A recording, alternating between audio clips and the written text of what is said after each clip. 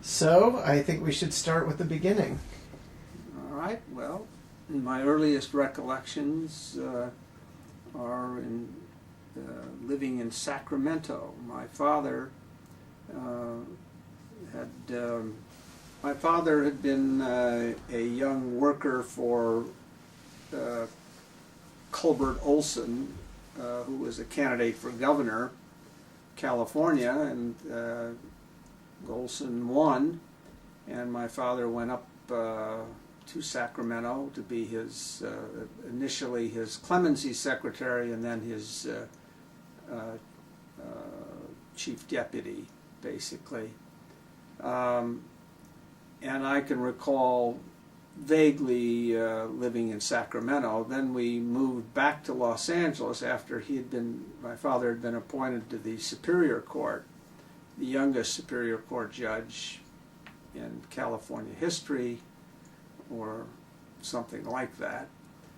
And my recollections are that because he was young and vulnerable as a judge, a number of candidates, or several candidates, ran against him, and I do recall his re-election, basically his first election campaign, and I used to have to lick stamps to put on the envelopes, but it was very stressful for him because in the primary he did not get a majority, and that didn't look good, but he went on to prevail.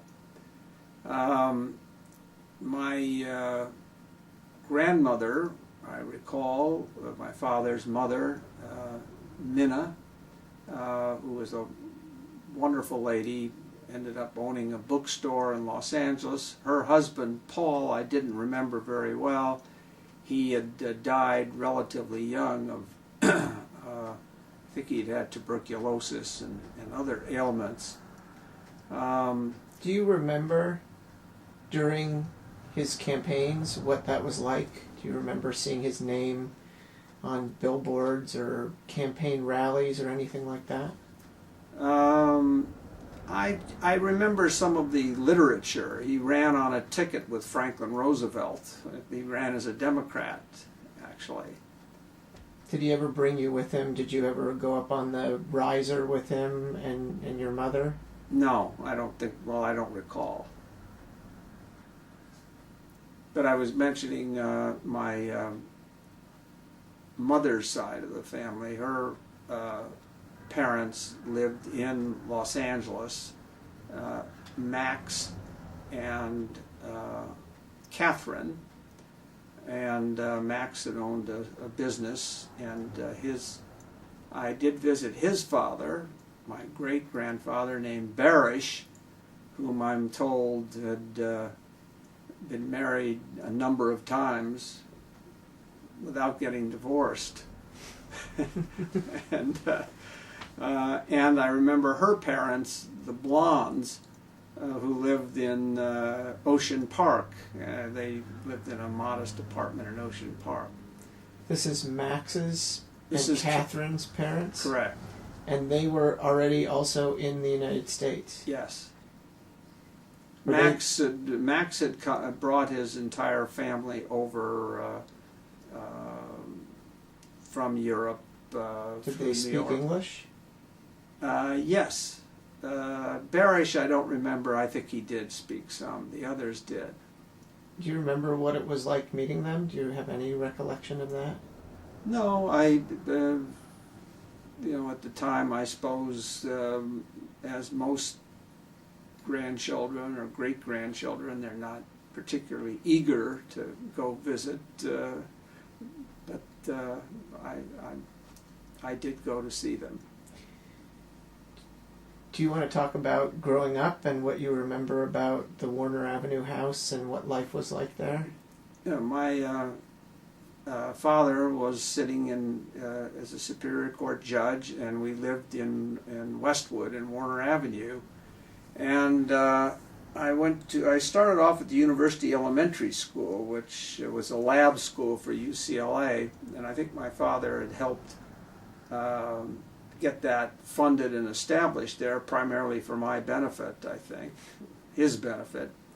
Then the lab school moved over to UCLA, and Warner Avenue Elementary School was established, and I went there, and I could walk to school, and I could play on the playground as we as we did all the time. We played all athletics, and my father was quite a sports fan, and he would take me in those days to the baseball games at Gilmore, the Hollywood Stars, and this was a minor league team, Pacific Coast League, and the Los Angeles Angels at Wrigley Field. And we went to we always see the Los Angeles Rams in the Coliseum, and the Los Angeles Bulldogs at Gilmore Stadium. And we went to, I was a fanatic UCLA rooter. I remember distinctly listening to the games on the radio in many instances, and especially the famous 1947 Rose Bowl, which UCLA was undefeated, and they wanted to play Army, but they couldn't, and so they got the second-rate Illinois team, which killed them. And you and Stanley shared a lot of your time together through sports? Yes, went to a lot of athletic sporting events. He took me to all kinds of boxing. I remember seeing a Sugar Ray Robinson fight at Wrigley Field, and he even took me to a Mr. America contest, or a weightlifting, soccer, all kinds of sports activities. And that's probably why I got into the collecting sports memorabilia, particularly football programs. I also collected stamps and coins and everything else there was to collect. Comic books, right? Comic books, which my mother threw out, unfortunately. They didn't throw the programs away. Somehow they ended up in my uncle's garage, and I ended up retrieving them years later. You have listed here father and military. Was this World War II? Do you remember that? Yes, I remember that he during World War II he went to he was in the Coast Guard Reserve, and so he would go out and with his binoculars and look for Japanese submarines or whatever. But as it turns out, I didn't realize it at the time, he was desperately wanting to get into the military because he felt awkward as a young male when most young males were off at war. He was exempt because he was a judge, and his vision was 2800 or something like that. It turned out that after he was reelected, and he was constantly writing his brother Ed, my uncle Ed, who was serving in the OSS in Yugoslavia and Italy, how he could get in. He wanted to get into the OSS, or he wanted to get in any way he could. And finally, he went up to see the director of Selective Service, and the director left him alone to memorize the eye chart, and he memorized it, and he passed, and he went in as a as a private. And ultimately he was going to get a commission, but he was on the verge of being sent to the Philippines for the Japanese invasion when the atomic bomb was dropped, and so he could have been at severe risk invading the Japanese islands. This was all happening when you were pretty young. Were you interested in the news? Were you following the war? Do you remember when the atomic bomb went off, how you heard that? Or No, I don't remember it. I do remember him being away, and my mother was doing work. She was trying to earn a living, I think, selling ties, and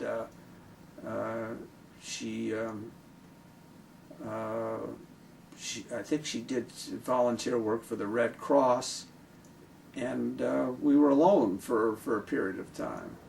And the other thing I remember was FDR when he died. I do remember that. That was a somber moment nationwide.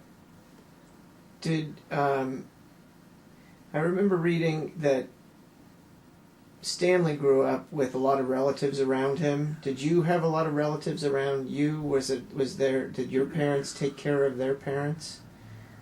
Well, I was an only child, and but my mother's parents were around, and Minna was around, and also I think my grandfather's brother Ed Mitchell. We spent some time with him. He was a very wealthy, very successful businessman. And my uncle Ed, who was away, and his wife Fern was around from time to time, but not a lot of family around. Although I think there were a lot of Mitchells. I've seen pictures and films of a lot of Mitchells, but I don't recall them being around that much. You were Jewish in L.A. at a time when there probably weren't too many Jews in L.A., but your family wasn't particularly religious. No, we didn't celebrate Jewish holidays. We had Christmas trees.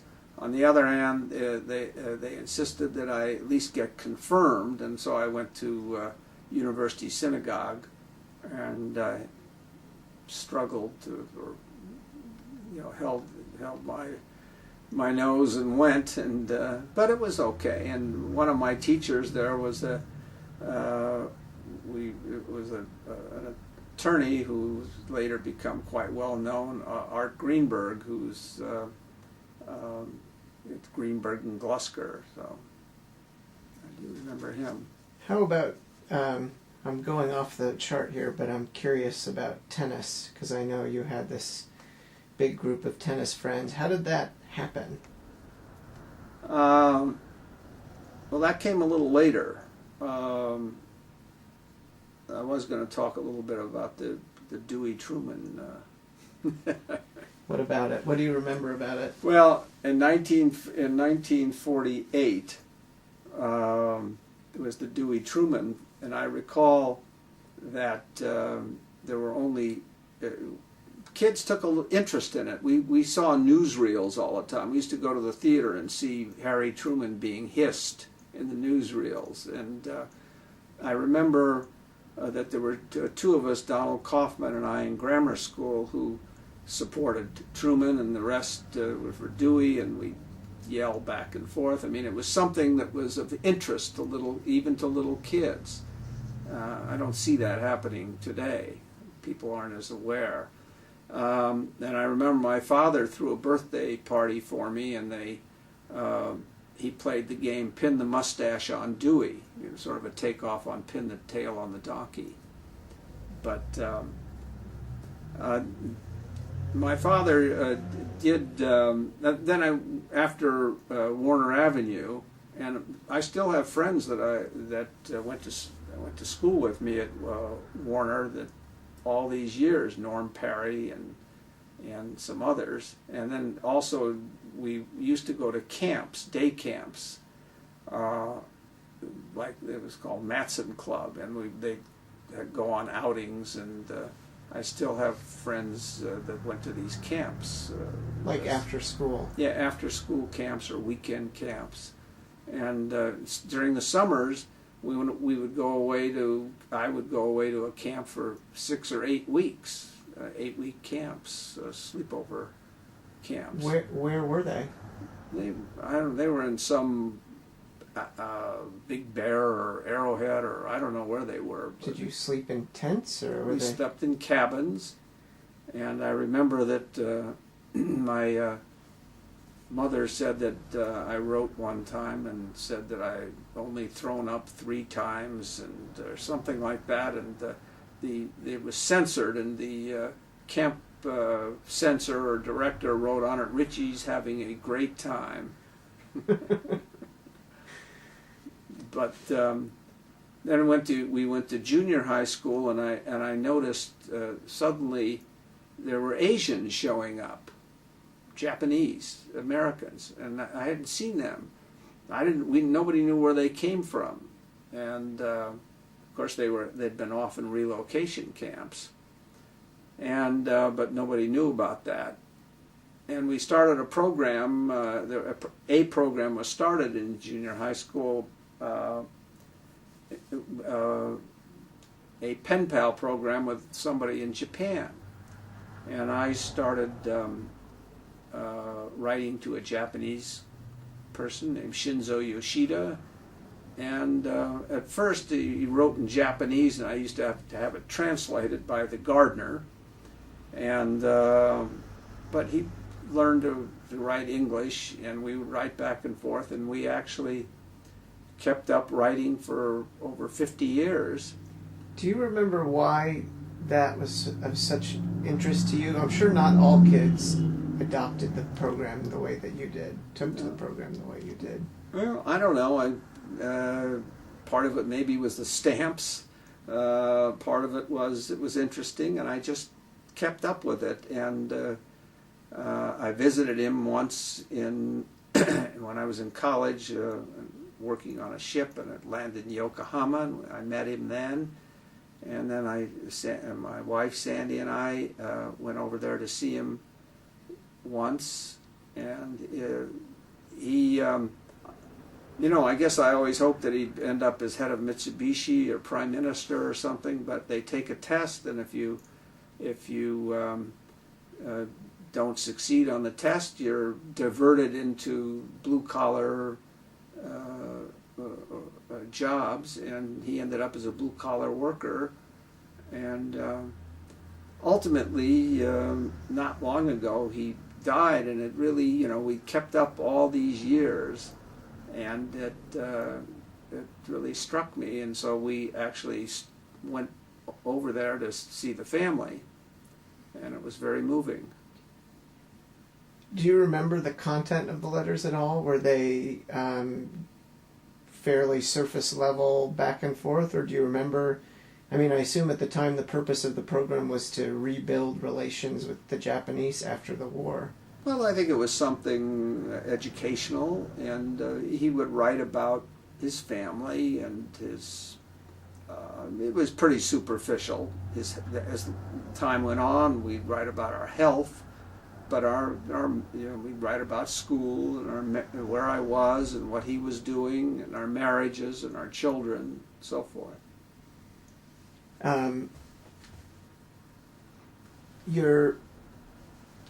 Did both of your father was working as a judge? What was your mother doing? Was she working as well, or was she helping his political career, or what do you remember about her? Well, she worked, finally got into real estate and as a broker, and she became one of the most successful brokers in Los Angeles, and she never wanted to do it on her own, so she always worked with other people. For example, she worked for Jack Hupp, the great USC basketball star, and one of her partners was Betty Redden, who was the wife of later to be chief of police Tom Redden. Was it unusual at that time for a woman to be working? Was she a trailblazer in some ways? Well, I don't know about a trailblazer, but she was one of there weren't many women doing what she was doing. In any event, she was, as can discuss later during discussing the campaign, she was a significant fundraiser for my father's political aspirations. Are we close enough in time for tennis? I'd love to hear the stories of how you met all these guys who became your lifelong friends. Now, before I get to that, all right, I will say, we also took some trips that were interesting when I was fairly young. I think around 10 or 11, we took a cruise to Alaska. Drove up to Vancouver, went on a cruise. One of the families that was along on the cruise were the Perlsteins, whose now Janet Barnett was ultimately married one of my law partners. And then we took with my grandmother and my parents, my grandfather didn't want to travel, we took a We flew to New York. We saw Broadway plays. I was very young at the time. We saw Call Me Madam and Guys and Dolls. Call Me Madam with Ethel Merman. And then we took the Queen Elizabeth over to London, and we took an American Express tour. It's sort of like if this is Tuesday, it must be Belgium type trip. And it was very educational, and it was rigorous for a little kid like me. But sometimes I'd go off on my own, but for the most part I stuck with the tour. And then we took the Queen Mary back. And the only thing I remember about that trip was, I think a fellow named Turpin was a boxer, was going to fight Sugar Ray Robinson, and I was such a Sugar Ray Robinson fan. He was on the ship, and I think for my kids and future generations, probably be hard to understand what travel at that time was like. Can you describe a little bit about what traveling on a cruise ship or flying across country was like in the 50s, I guess this was? Early, actually the late 40s. I do recall that it was mostly the flying, obviously, I think took a lot. They were props, they weren't jets, so they did take longer. I don't remember much about it. And as far as the cruise ships are concerned, they were just, they didn't offer all the amenities that they did today. I remember, but we did have to sit at, the various tables and dress up and so forth. We did see remnants of World War II, especially in London, bombed out places and so forth. And the food in England was still, because they had been on rations, still was not good. And but it was, I think it was a terrifically educational. I saw more churches and museums than I certainly would want to see, and unlike so as a result, when I took you and Julie, my children, on trips, we always took half the day for R&R, for something that they like to do, a zoo or a park or exercise, because I was nonstop museums and churches. We did meet, though, incidentally, in Rome, and my father had arranged, I don't know through whom, but he had arranged an audience with the Pope. And so we actually went out to the summer residence of the Pope, and it was a relatively small group, I'd say maybe 30 people. And the Pope came in, and everybody went down, and I don't know that we did. Went down like... on their knees, Which Pope was this? It was Pope Pius. And the summer residence? Casa Gandolfo. This is a drive outside of Rome. And I just remember him, he came around, and many of them kissed his ring, and we didn't. But he blessed me, and I hope it works, just in case. And he asked me, where do you go to school? And I told him I went to Emerson Junior High School. And I had to have a picture taken, a group picture taken with him, and I'm right next to him, so you can see me with the Pope. Do you remember what you thought of him when you met him? I thought it was very interesting. I knew this was a significant figure. I didn't realize that he'd later turn out to be a controversial figure. There are books written that he's was complicit, or at least was apathetic during the Holocaust. The Catholic Church denies that, and I think there's a question about whether or not he's headed toward sainthood or not. Was there any discussion in your house about the Holocaust or Nuremberg or any of being an illegal family? Do you remember talking about it at all, or learning about it? When you were a child, people were just learning what had happened, right? Not yeah, right after the war. I don't remember any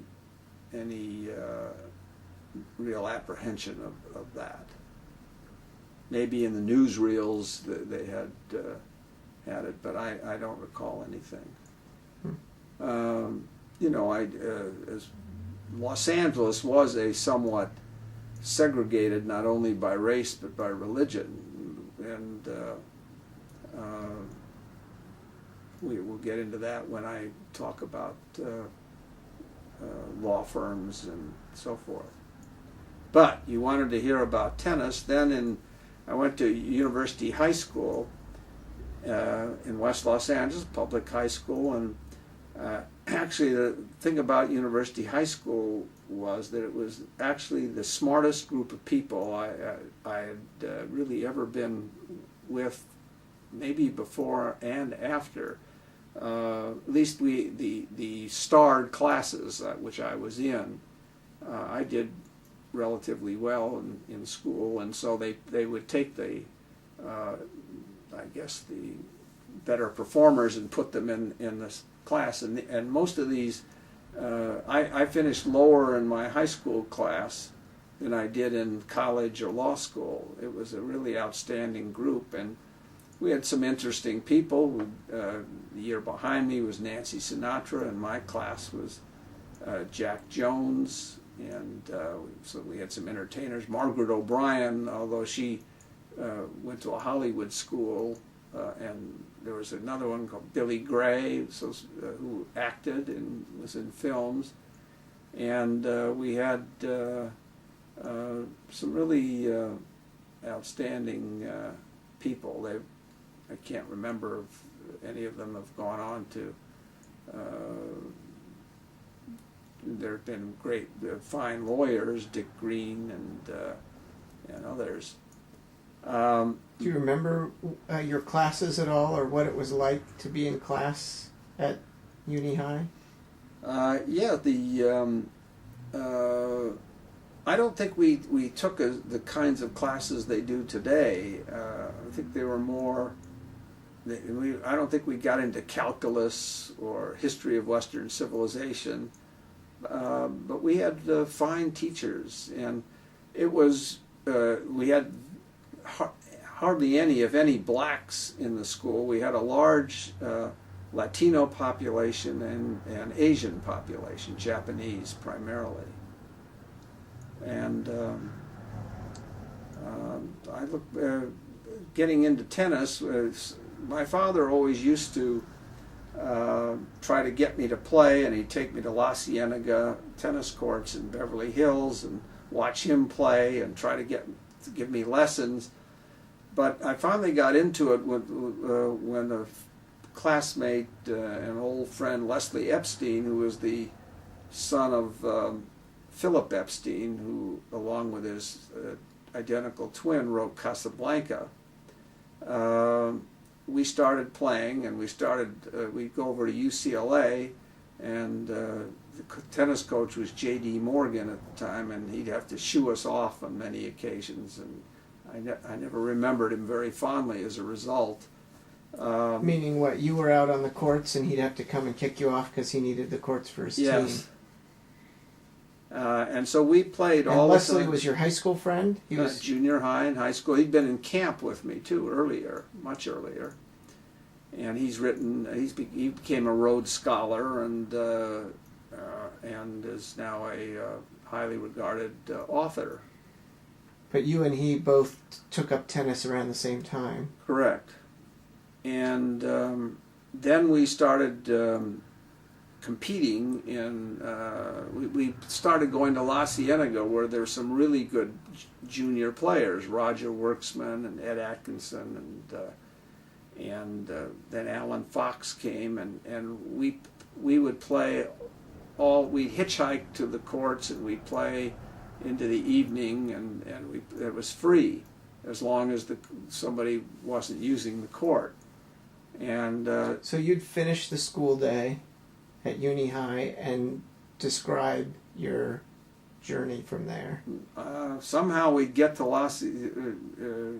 when I was at least 14, 15, I guess, maybe toward the end of junior high or beginning of high school, we would, I think we would hitchhike there or take a bus, and we would play. You put your thumb out, and a stranger would pick you up. Yeah, it was, in those days, it was fine. Parents didn't care, the way of getting around. And we would play, and then we started I started going to tournaments. Many of them, I started late because many of those kids had already been playing tournaments, and Roger Worksman was ranked second, and Norm Perry, with whom I went to grammar school with, was first in the 15 and unders, and Atkinson was very highly ranked, and how did you guys do it? You were all at La Cienega. How did you know who was playing who? Did you do round robins, or what was it like at the park? We would just play, and we'd play for cokes, we'd play for balls, and they were very nice to play with me because they were better than I was in those days. Then we started traveling to these tournaments, and we would, I don't know how we got there to some of these tournaments. They were like Ventura or Santa Barbara or wherever. In any event, the first year I played competitively in the 15 and unders, I actually ended up being ranked 8th in the 15s. I won a tournament, the Pasadena tournament, beating some nationally ranked players, but I think that was the zenith of my tennis career. I never won another tournament. I won Roger Worksman and I played in the Dudley Cup doubles, which is high school. We played on the high school team, and I remember. Is that the trophy from the Pasadena tournament yes, up there? Yeah. Let's take a look. Grab it. This is the trophy from the Pasadena, and any event, but when we were playing at the Dudley Cup in Santa Monica, I remember Worksman Roger saying, "Look, Mosk, you take care of the alleys, and I'll take care of the rest of the court." And but we ended up winning it, and my high school team was loaded with players. We had many highly ranked players, and I won the city doubles championship twice, and was all city. And our team won all 3 years I was there, won the city championship. But the competition was not that rigorous. I think L.A. High had Dustin Hoffman playing on the team, and I don't think he was a great tennis player. So, I don't want to skip anything, but we have something here called McCarthy era. What was that about? By the way, I will get to that, but one of the interesting things about tennis was it was being ruled by Perry T. Jones. He was the head of tennis in Southern California, and he was nice to me. He'd always say, "How's your father? How's your father?" But I remember he did not care much for Pancho Gonzalez, and he was sort of I remember him writing a letter in connection with, or I now know, he wrote a letter on behalf of Ron Schoenberg and Tom Freiberg, who were going up north, and he said they're nice boys even though they are Jewish. And he was at the LA Tennis Club, which did not allow any Jews to become members there. During the McCarthy era, I remember watching the Army McCarthy hearings, and I remember something about it, and as a result, I stayed away from signing any petitions of any kind. You know, people would circulate. I just had this fear that somehow it would come back to haunt me. My uncle, Ed, had been Southern Cal chairman of the Henry Wallace's Progressive Party campaign in 1948. And he was sort of labeled as a leftist, and I think that probably had some, certainly didn't help his career any, although he was a very fine lawyer, but politically he was dead as a result. There was interest in communism in that part of the family, right? Wasn't there, didn't Stanley have relatives who were interested in it? Well, Ed's wife, Fern, I think her family may have been communist members, actually, and they were quite leftist. And Ed himself, you know, he didn't see much wrong with the Soviet Union. So they were, you know, he said, well, everything has its pluses and its minuses, and he was sort of enigmatic about it, but I think he was somewhat favorably inclined toward progressive, even communist views. But that got dangerous at a certain point. It did. I also played with a fellow named Steve Rawson, whose father was Robert Rawson, who did the Academy Award-winning picture All the King's Men, and later the Hustler and some really great pictures. But after the All the King's Men, he named names. In other words, he went before the committee and named names and became somewhat of a pariah. And they moved to Europe for a period of time. And then he came back and did some wonderful pictures. But I spent a lot of time with the Rawsons, and I think I was aware of what was going on with them. And my mother tells the story that the Westwood Democratic Club used to meet in our house, and Ronald Reagan was a member of the Westwood Democratic Club, and she said that many of the members were thought that Reagan was a little too far left for them. Do you remember all this activity in your house, the political activity being around you? Do you remember what that was like? No, I remember Paul Ziffrin, who later became Democratic National Committee man. They used to come over, but for the most part, when they came over, I was sent up to my room. I do remember we had a number of celebrity weddings in our house. My father would perform them. Hedy Lamarr and others came, and all I remember is they used to throw rice around, and I'd have to clean it up afterward. So, again, I don't want to skip ahead, but I'm curious how Stanford got on your radar, given that you were spending so much time at UCLA and you were such a big fan. And did you think about going to UCLA? No, I really, your friends were going, Nagler and Fox were going? Yeah, Nagler was from back east, but I don't know how I got interested in Stanford. When it came to applying, I applied. It wasn't quite as hard to get into college in those days. I applied to Yale because the Yale tennis team every other year would go to Oxford, and I thought that sounded pretty interesting. And I applied to Pomona and Stanford and I guess Berkeley. I think that was pretty much it. And Stanford or Dartmouth. Dartmouth actually. I interviewed with Dartmouth. They had local people, and I remember asking him, "Are there any quotas at Dartmouth for Jews?" And he said, "Well, of course." He said, "Well, what do you mean?" He said, "Well, look, if we did it, if we opened it up to just totally on the merits," he said, "we'd be inundated with New York Jews." And I really, I guess it was just matter of fact. And I didn't realize it at the time, but basically all the colleges and universities had quotas against Jews, including Stanford, supposedly did. But I really tried to get into Stanford. It had a great name, and I thought I could play tennis there. At UCLA, I might have trouble making the team. And the tennis coach was interested in me, Robert Renker, and lawyers down here who my father knew helped me, Dave Heiler and Lazar Bernhard and Chuck Beardsley. And in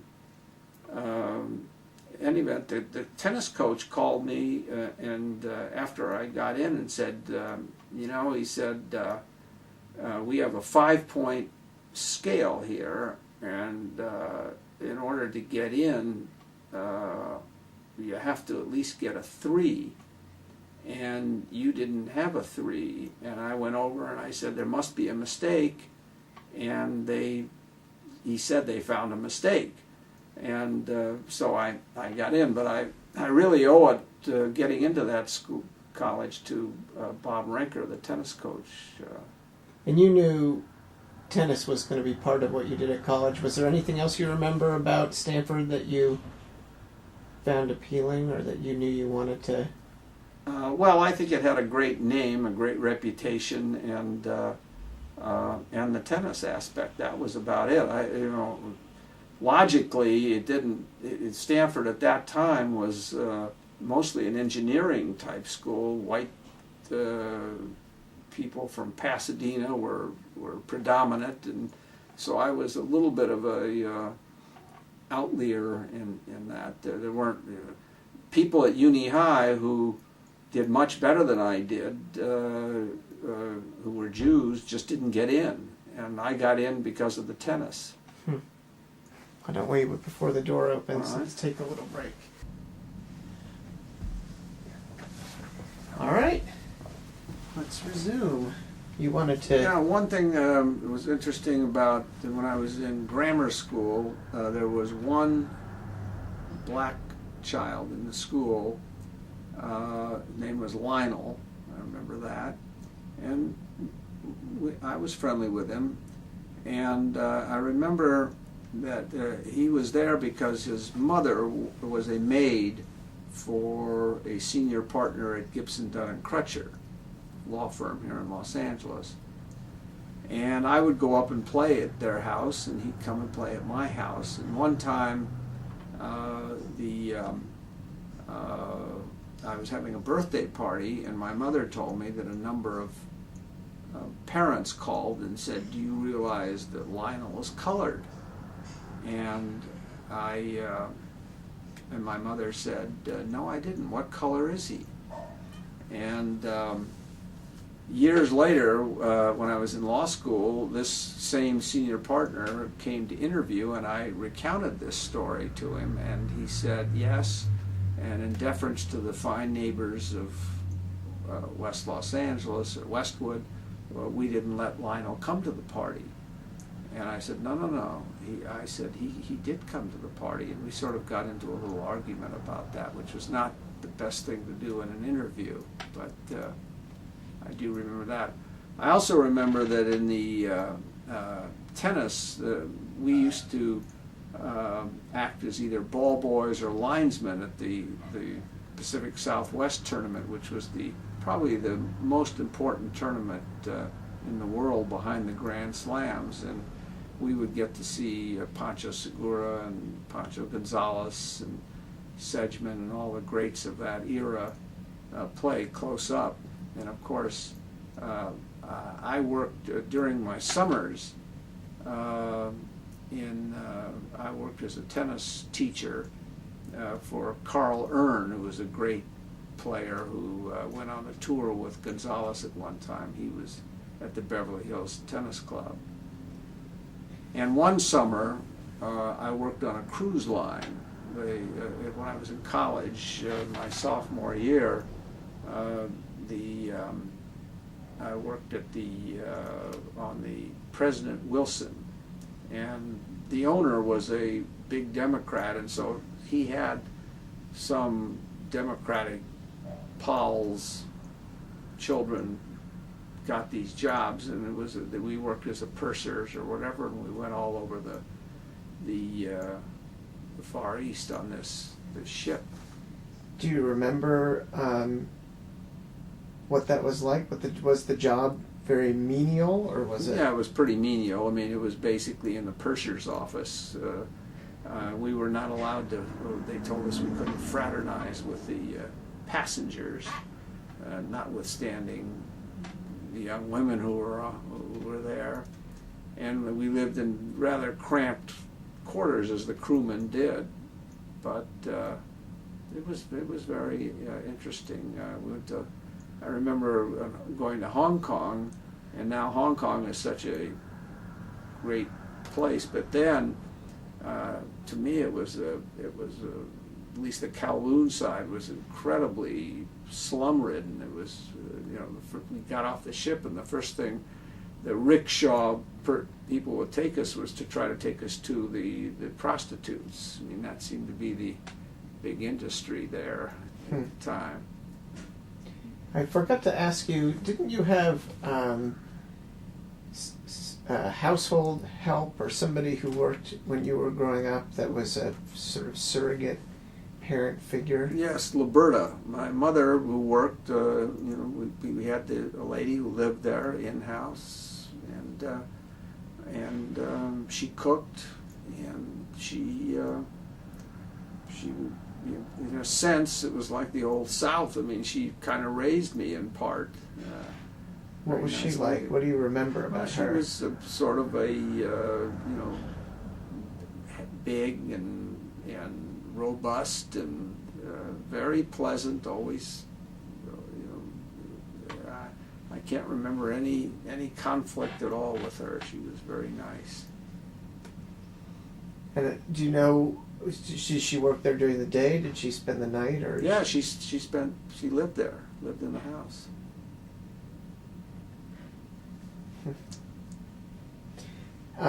The other thing I wanted to make sure to ask you before we delve any further into college is the famous trip, the duck, the penguin, the trip that Epstein has recounted with you in it. It's, I think, time to tell the truth about this story. Yeah, Leslie Epstein became an author. Wrote an article about a trip to Tijuana, and I was known as the Penguin at the time, and he was the Duck. And Alan Fox, who was a great tennis player, came to La Cienega, and we became very good friends and have remained such throughout all these years. And he became the best tennis player of all. He was a quarterfinalist at Wimbledon, NCAA champion, and so forth. Leslie recounts a trip to Tijuana, and he has me in it. And it's a rather salacious article. I insist I was not on that particular trip.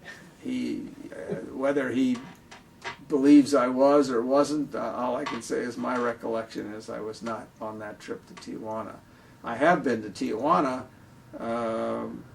but not much later and not for that purpose. Why did they call you the Penguin? I guess I looked like a penguin. I think the line in that article was a dour little man who waddles around the tennis court slapping at the ball. All right, so you were explaining how you ended up at Stanford. Do you want to talk about college life? Yeah, I loved Stanford, and I loved playing on the tennis team there. And we had some, as I said, we lived in a freshman dorm, and there were some some of the people that were there were a guy like Steve Schroeder, who went on to be a doctor and head of the Robert Wood Johnson Foundation, and it was there were some football players on the dorm, and how did you live freshman year? What do you remember about how it was? Were you in a dorm? Yeah, I was in a freshman dorm. Just you couldn't join a fraternity or live anywhere else. You had to live in a dorm in your freshman year. And did you have a roommate? I did. It was a fellow named we called him Kicker McKinney, who ended up he lives in Pasadena. He was a track star, and he I think was on the Board of Education in Pasadena. And how did they orient you? What do you remember about how they got you started in college? Unlike today, where the mother comes in and makes the bed and everything, my father drove me up, and he just he pulled me over to the side and said, I've never really talked to you much about sex or things like that. And I said, don't bother, I don't want to hear anything about it. Sort of reminded me of when I started to talk to you a little bit about AIDS, and you said, don't bother, when you were in college. No, and then he just dropped me off on the corner with my suitcases, and that was that. He dropped me off, we went into the dorm, and that's the way it was. And Stanford had required courses, and I was pretty frightened because I'd gotten in on tennis and maybe wasn't as well qualified as all these kids from Exeter and Lawrenceville and so forth, but I did pretty well. And You're renowned for your language skills. How did you manage to survive with language classes and science and math? Were you struggled Do through. you remember any particular dark moments? No. I worked hard. I studied very hard, and I think I was ranked.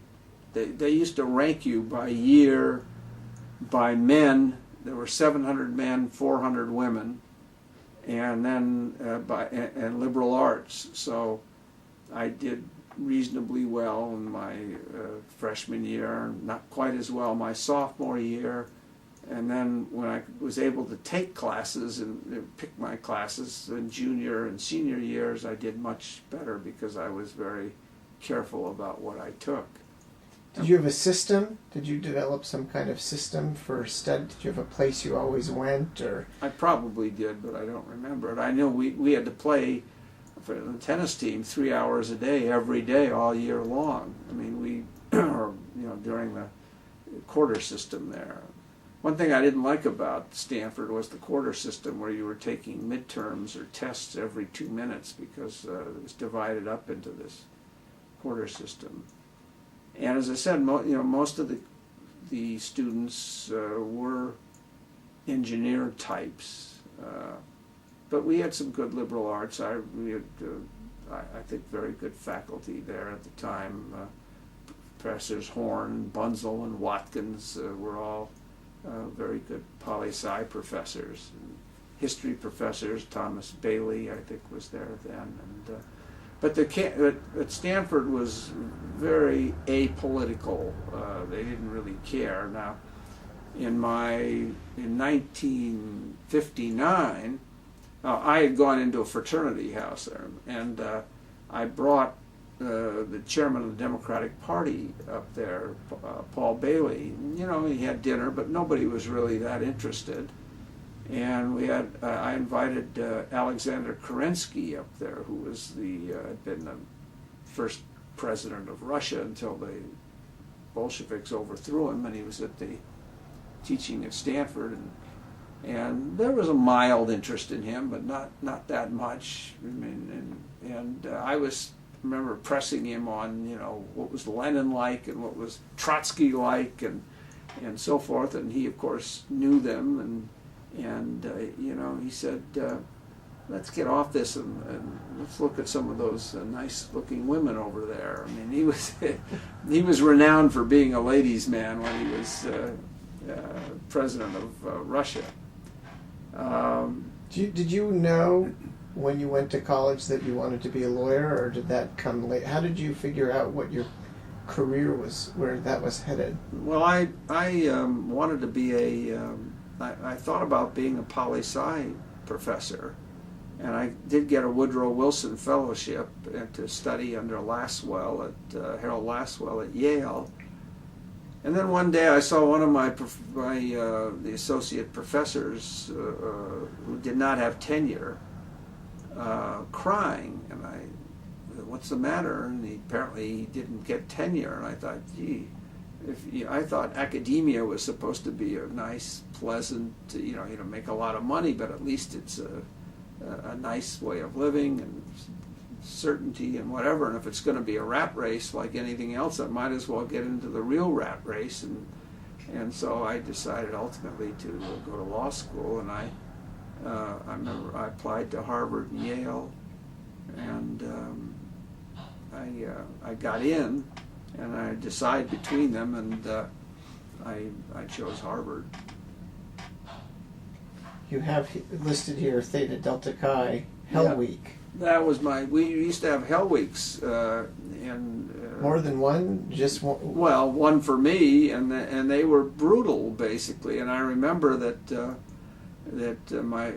some kid at SC in a Hell Week, they made him swallow a goldfish on a string and pull it up, and he ended up choking to death. And my father then was Attorney General. I'll get into that campaign in a minute. And he started running after them, and I would tell the guys in the fraternity house, when I said, "Look, guys, this is risky." They were taking guys out and leaving them in the nude, somewhere. And I said, if somebody gets killed, But Hell Week was not frowned upon in those days. And while I was at Stanford, my father decided to run for Attorney General. And he originally wanted to run for the Senate, but Pat Brown, who was then the governor, wanted Claire Engel, congressman, to run for the Senate on the ticket. And so my father was going to run for Attorney General, and he had a primary opponent named Robert McCarthy, who was a state senator in San Francisco. And actually they ran a very genteel campaign against each other. They liked each other, and it was a nice campaign, but very, very close. And indeed, the day after the primary election, the headlines were that McCarthy had beaten my father. And in fact, one of the professors, even in class, said, "We're sorry your father lost." And it took days before the votes finally came rolling in from Southern California, and my father had eked out a narrow victory. And then in the final, he ran against Nixon's protege, a fellow named Pat Hillings, who was a congressman, and he beat him by the largest margin of any contested race in the country. He led the ticket in California. What was it like having your father on the ballot running an active campaign while you were at college? The only time I got really was immersed at least a little bit in the campaign was in the summers, and I remember trying to raise some money from somebody, and he gave me $25 or $50, and I brought it home proudly, and my mother said, "You ruined it all. We had him down for 1,000, and now he's giving you 50 or something, and that's all he's going to give." So my mother was quite a fundraiser at that time. But in college, I didn't pay as much. I was interested, but it didn't seem to impact me. I was more doing my own thing there. So you weren't out leafleting or No. organizing rallies or doing field work for him or anything like that? No, nothing like that.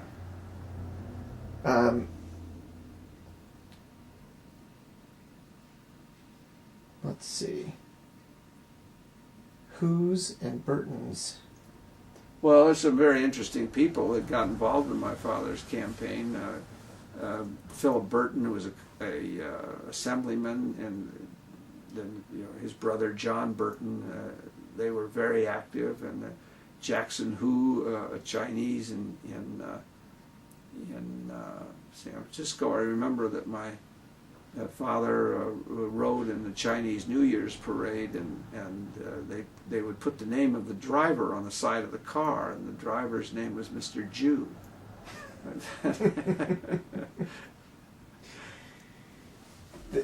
Did Stanley have a machine? Did he have an organization?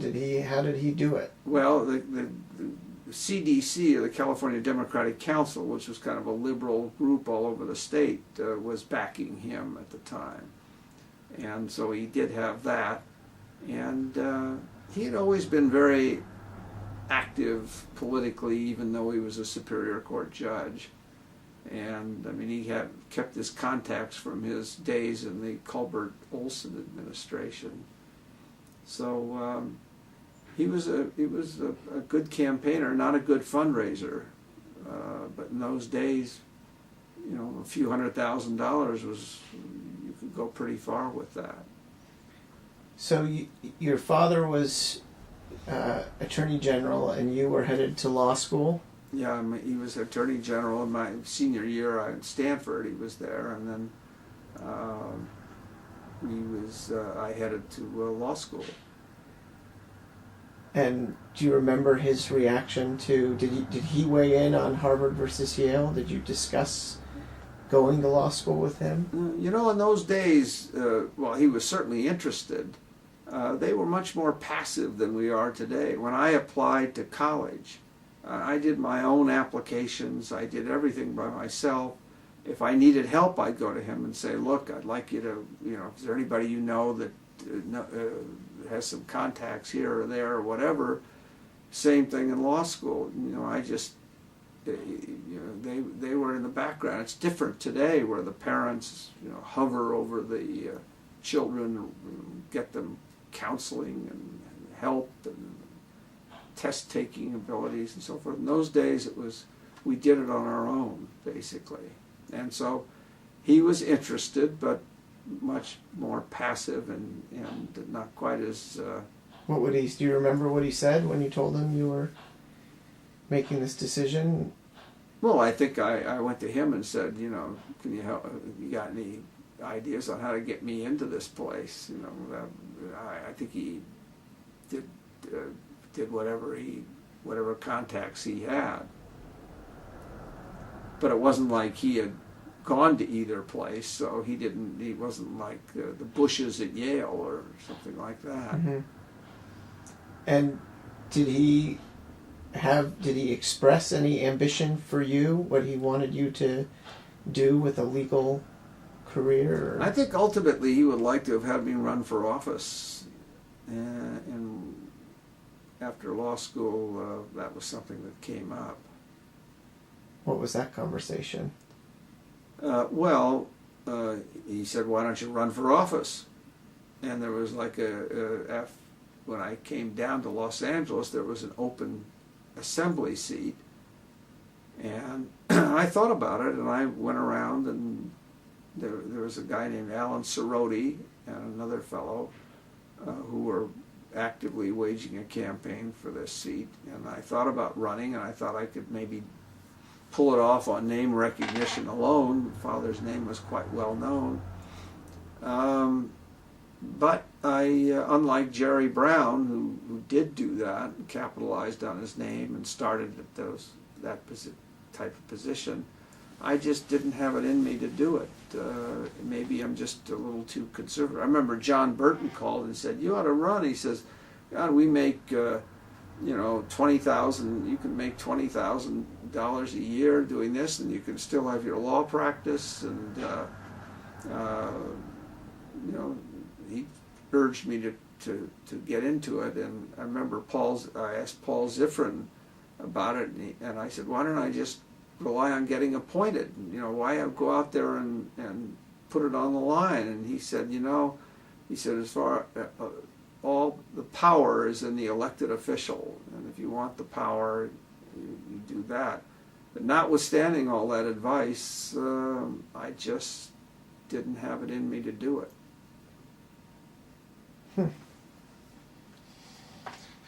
So, I don't want to. I remember interestingly, when my father was sworn in January of '59, Pat Brown was sworn in, and I met Jerry, who was then in a seminary, and he was there in his, you know, long black robe, and apparently at the seminary I guess they didn't get out very much, or they didn't do much speaking, or whatever it was. So that was the first time I met Jerry Brown, was at the swearing in. And you and he crossed paths a number of times. Yeah. we can get into that. So, law school,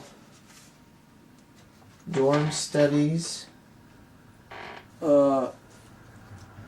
One other event that happened while I was in college, that a couple of events that are of some significance, I think, before we get to law school, is in 1959, Kennedy and Nixon both came to speak at Stanford, and Nixon was good. He'd say, "You young men and women, you're the future," and the usual incantations. Kennedy came and he said, "I have a 6-point or 10-point program for Latin America," and it was a serious speech, and he was great. And I remember meeting him afterward. I went up to him, and he said, "Oh, I'm going to see your parents in Fresno in a week or so." And apparently in Fresno, he met my mother and said, "I saw your son Richard at Stanford," and that wowed her. And he became my father, I don't know if this was the reason, but my father came out very early for Jack Kennedy in the primary. I remember he had taken me back to Washington. We had lunch at the Senate dining room with Hubert Humphrey, who was trying to woo him to support him. Had navy bean soup, which is very famous in the Senate cafeteria there. And I liked Humphrey. I liked him a lot. And I also remember seeing Nixon speak at the dedication of the sports arena in Los Angeles. I sat on the dais with my father, and Nixon got up and he gave a 40-minute speech without a single note, without a pause. I was really impressed with his speech-making ability. I introduced myself, and he was very nice, notwithstanding the fact that he and my father obviously were at opposite extremes politically. And I also remember in that 1960 campaign, the convention was held here in Los Angeles, and Democratic National Convention. Democratic National Convention, and I worked for the California delegation. My father was involved, and was he a delegate? He was a delegate, and he had come out for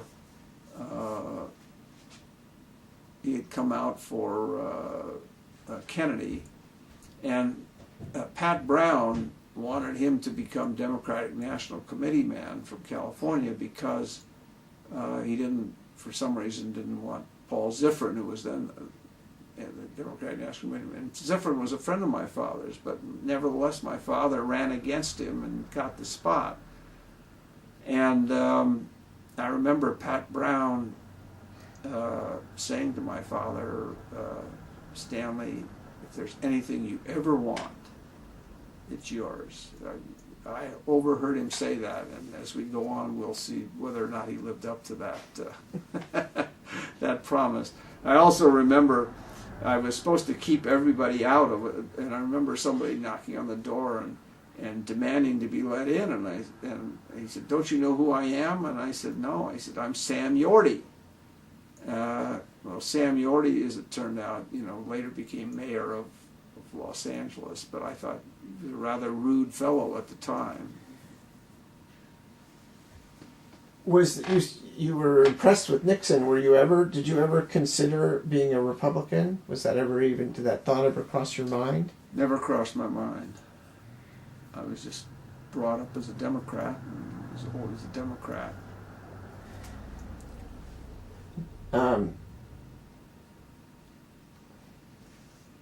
Anything else that you remember about the convention? Do you remember the speeches? Do you remember Kennedy getting the nomination? What that was like? It was. I can remember it was Wyoming that gave him the final votes. I think the Lyndon Johnson was involved. I remember seeing him there, and Symington, and was another senator, Symington, and Adler was a little boomlet for Adlai Stevenson. A lot of the Californians. Pat Brown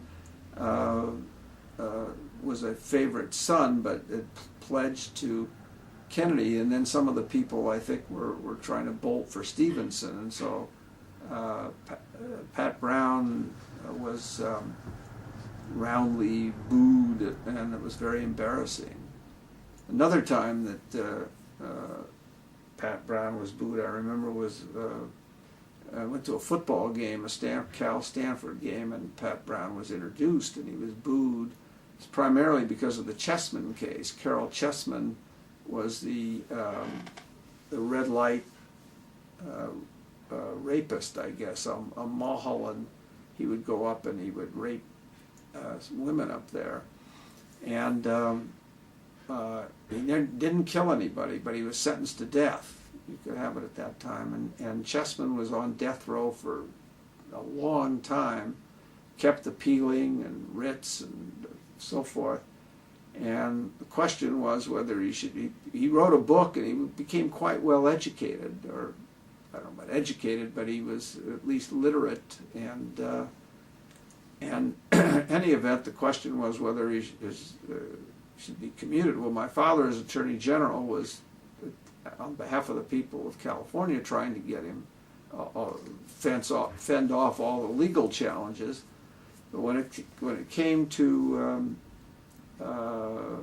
commuting his death sentence, my father supported Pat Brown. Pat Brown tried to get it commuted, then he was off and on and off and on, and finally he did it, and the Supreme Court, which was required to approve it if the person had prior felonies, I guess at that time, wouldn't, a 4-3 decision did not approve it, and so Chessman was executed. But the whole event led to a lot of dismay with Pat Brown at the time. We didn't really talk about this when we were talking about you growing up, but I think when anybody reads this or watches it, they know LA as a enormous, sprawling megalopolis with 10 million plus people, maybe more than that. What was it like? What was LA like when you were growing up? When Stanley was a Superior Court judge? Can you describe it a little bit? Yeah, it was paradise at the time, as far as I was concerned. There wasn't that much traffic. As I pointed out, you could hitchhike, take buses.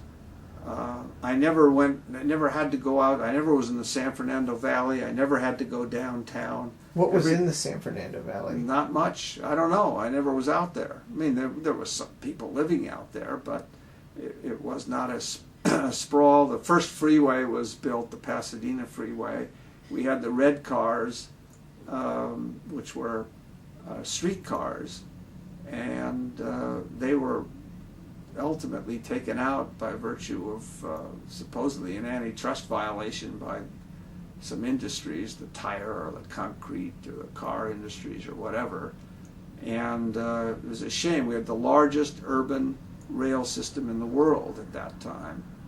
Now, admittedly there were problems with them, but still it was great. And you didn't have the traffic, you didn't have the crime, and it was a nice. The weather, of course, was good. It was smoggy. In those days, there was a lot of smog. I used to play in these tennis tournaments against people who came from out of state, and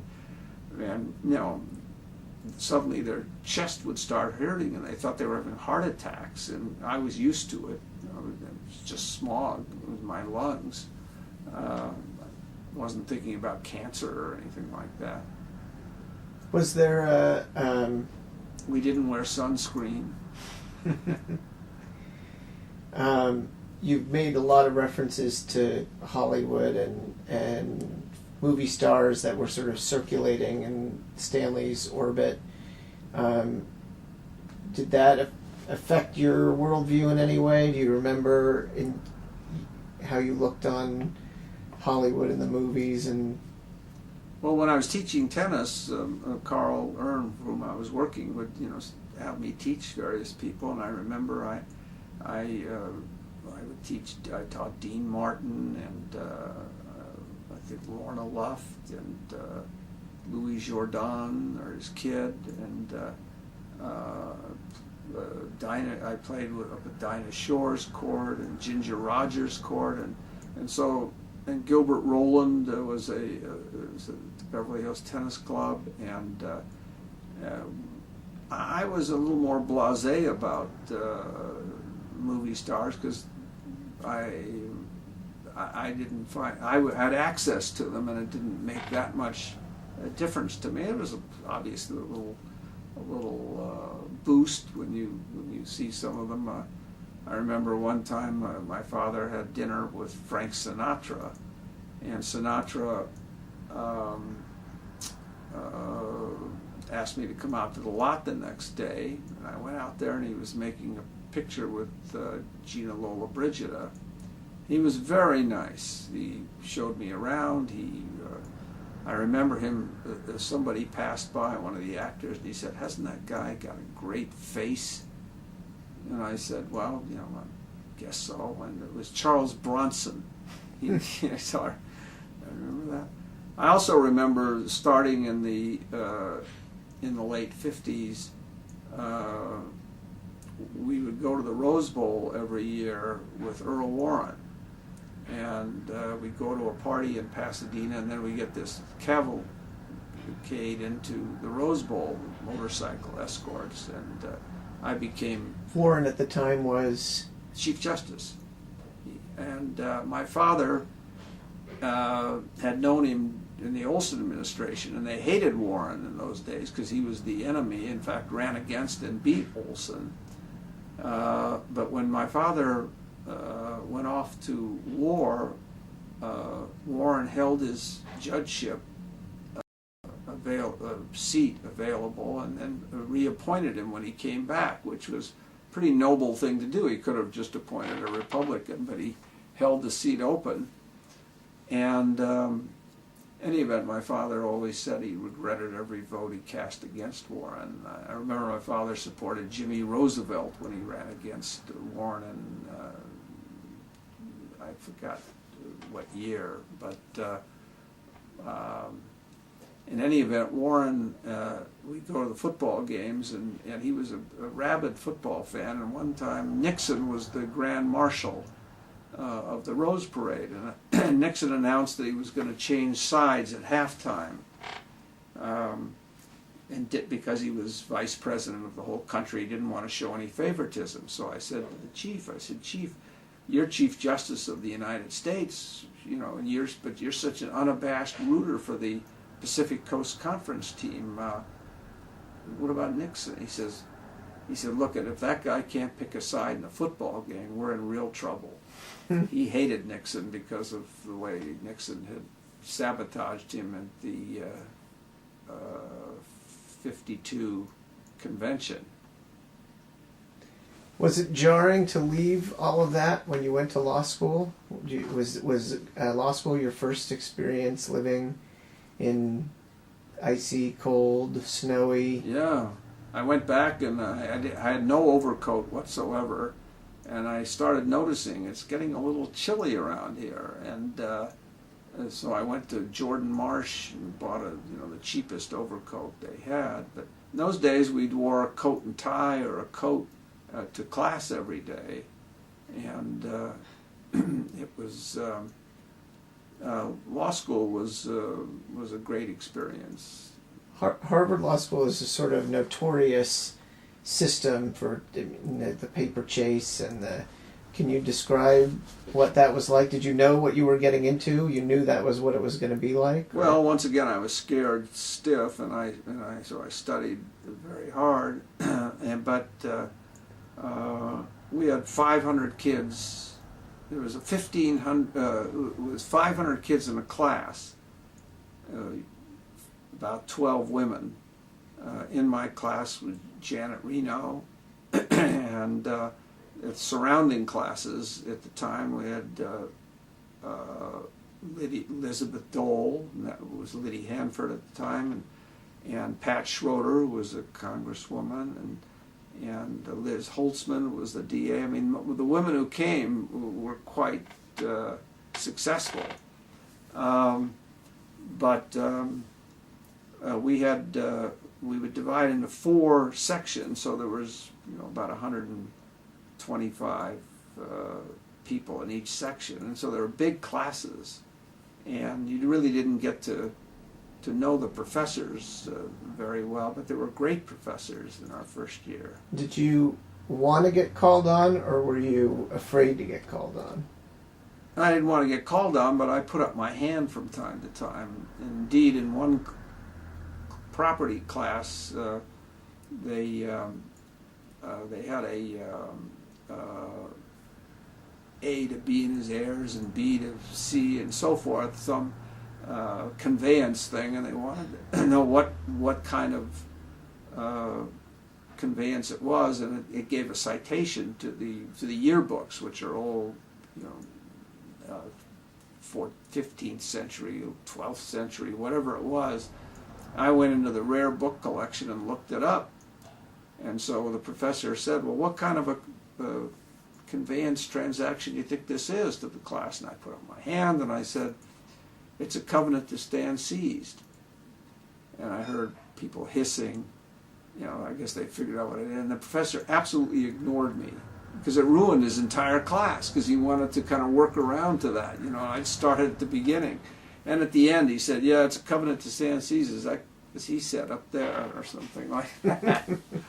But they were, Charles Harr was taught property, and Dawson was contracts, and Louis Jaffe taught torts, and Baxter, who went on to the International Court of Justice, taught criminal law. They were great professors, great teachers, and I was very fortunate in that we would have study groups and divide up into these study groups. And since the movie J. Edgar Hoover has just come out, it reminded me that not only did he surveil my father during the 40s and later on in trying to find communists and so forth, communism, but with respect to the Warren Commission, he was fairly hostile to the commission, because the suggestion was that the FBI didn't do everything perfectly or not. And also there was one agent apparently had been tracking Oswald and sort of lost him, An agent had been tracking Oswald before the assassination? Before the assassination. They went to see him, and they didn't follow up with him. So there was some criticism of the FBI in that regard. In any event, it's come to my attention recently that Hoover put out a missive that they're supposed to dig up whatever negative information they could on any member of the staff, which included me. I'm not aware that they got any negative information. I've never sent away for my for my materials under the Freedom of Information Act. I'm sort of afraid to do so, but we'll let you do that. I will. That's maybe a good lead into Robert Kennedy's campaign in '68. They were notorious. They were in conflict fairly regularly, right? Hoover and RFK. Before that, in '66, my father thought about running for governor. Pat Brown decided he would run for re-election, and so he didn't run for governor. And then in '68, he thought about running for the Senate, and but it just seemed too difficult to beat the incumbent Republican Tommy Kuechel. It turned out that Kuechel got knocked off by a right-winger named Max Rafferty. So he decided against running. He decided against running, and Cranston ran and won. and was in there for quite some time until some little scandal turned up years later. But in the '68 campaign for president, after Lyndon Johnson, I guess, decided not to run for re-election, I think Gene McCarthy had opposed him and beat him, I think, or come close to him in New Hampshire. And then Bobby Kennedy, who had decided to run, and my father was close to Bobby Kennedy. When he was Attorney General and Bob Kennedy was U.S. Attorney General, they cooperated quite a bit. And so I got involved as an advance man for Bobby Kennedy here in Los Angeles, and that basically meant arranging his schedule and turning out the crowds. And I remember that we had scheduled an event at noontime in front of Cantor's Delicatessen on Fairfax Boulevard. I mean, you figured we'd get a huge crowd because that's a big lunch crowd then. It's lunchtime. And Mrs. Cantor went nuts because it was ruining her lunch business. And I think she said, gee whiz, what, we have the next president of the United States is going to be, in front of your place here. But, and then we had an event at Temple Isaiah, and he was an exciting person, and I think would have been a great president. I went with another colleague to the Ambassador Hotel, but we left before the assassination took place. Can you recount that night at all? Do you remember how that went? Yeah, I was at the Ambassador, and there was a festive crowd. Had you done advance work for this? What was your role there? No, I had no role on this. This was election night. Okay. So you had worked on the campaign, the California primary, and it had come down to election night, and take it from there. Well, and Kennedy was winning, and I went home early to watch the results and the victory statement, and we then saw the actual events that unfolded, the shooting of Bob Kennedy by Sirhan Sirhan. And it was quite shocking. At that point, I was on the delegation. I think I was an alternate. My mother was a delegate, and so we went to the convention in Chicago, which was a tumultuous one. You could see the demonstrators out there, and we were sort of. I think we were pumping for George McGovern as the alternative candidate. I liked Hubert Humphrey, but we thought McGovern would be more of Kennedy-esque. I think that was the rationale. He was a war hero. Although that never came. The fact that he was a war hero was never. That was not widely known. It wasn't like PT 109 for Jack Kennedy or for George H.W. Bush. McGovern didn't flog that aspect, but he was a progressive, bright, articulate fellow. Hubert Humphrey, as I said, I liked Humphrey, and it's a shame he got nosed out by Nixon. Did you witness the actual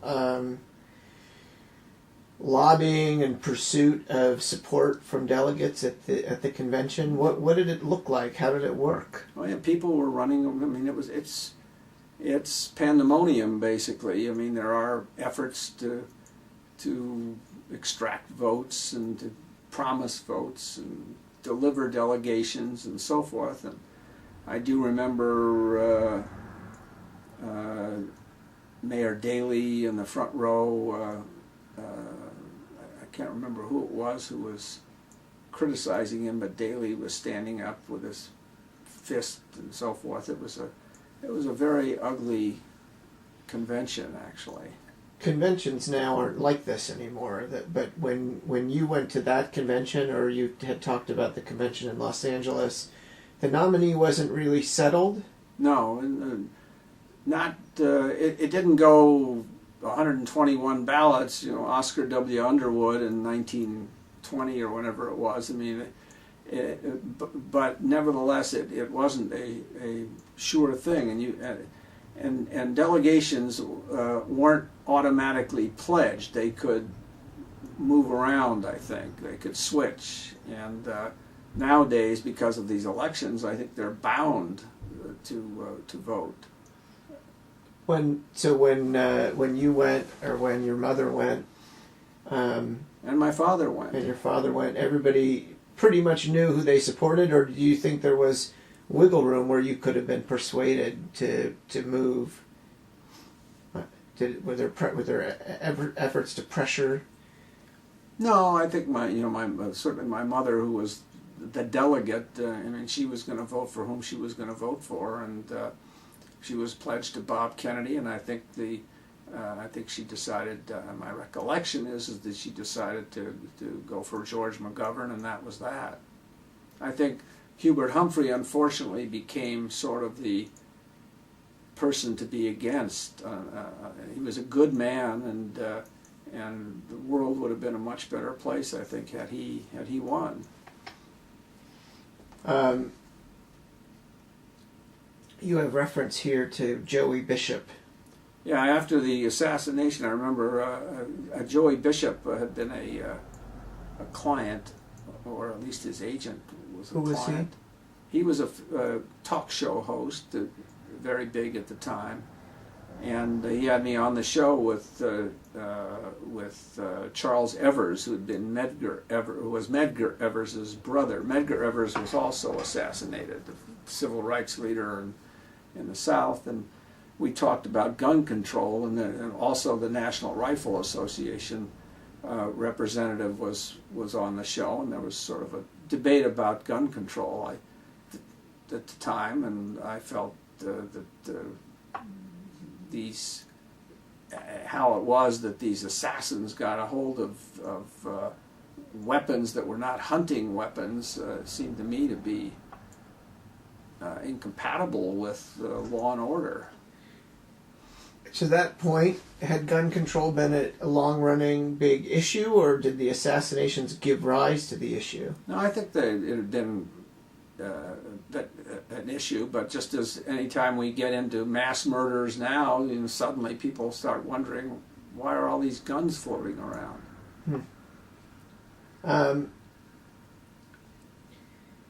You have some reference here to Netanyahu.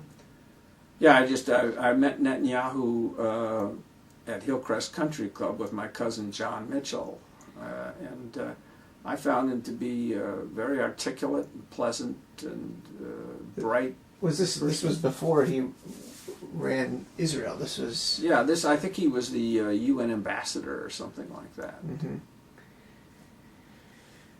Well, all of the...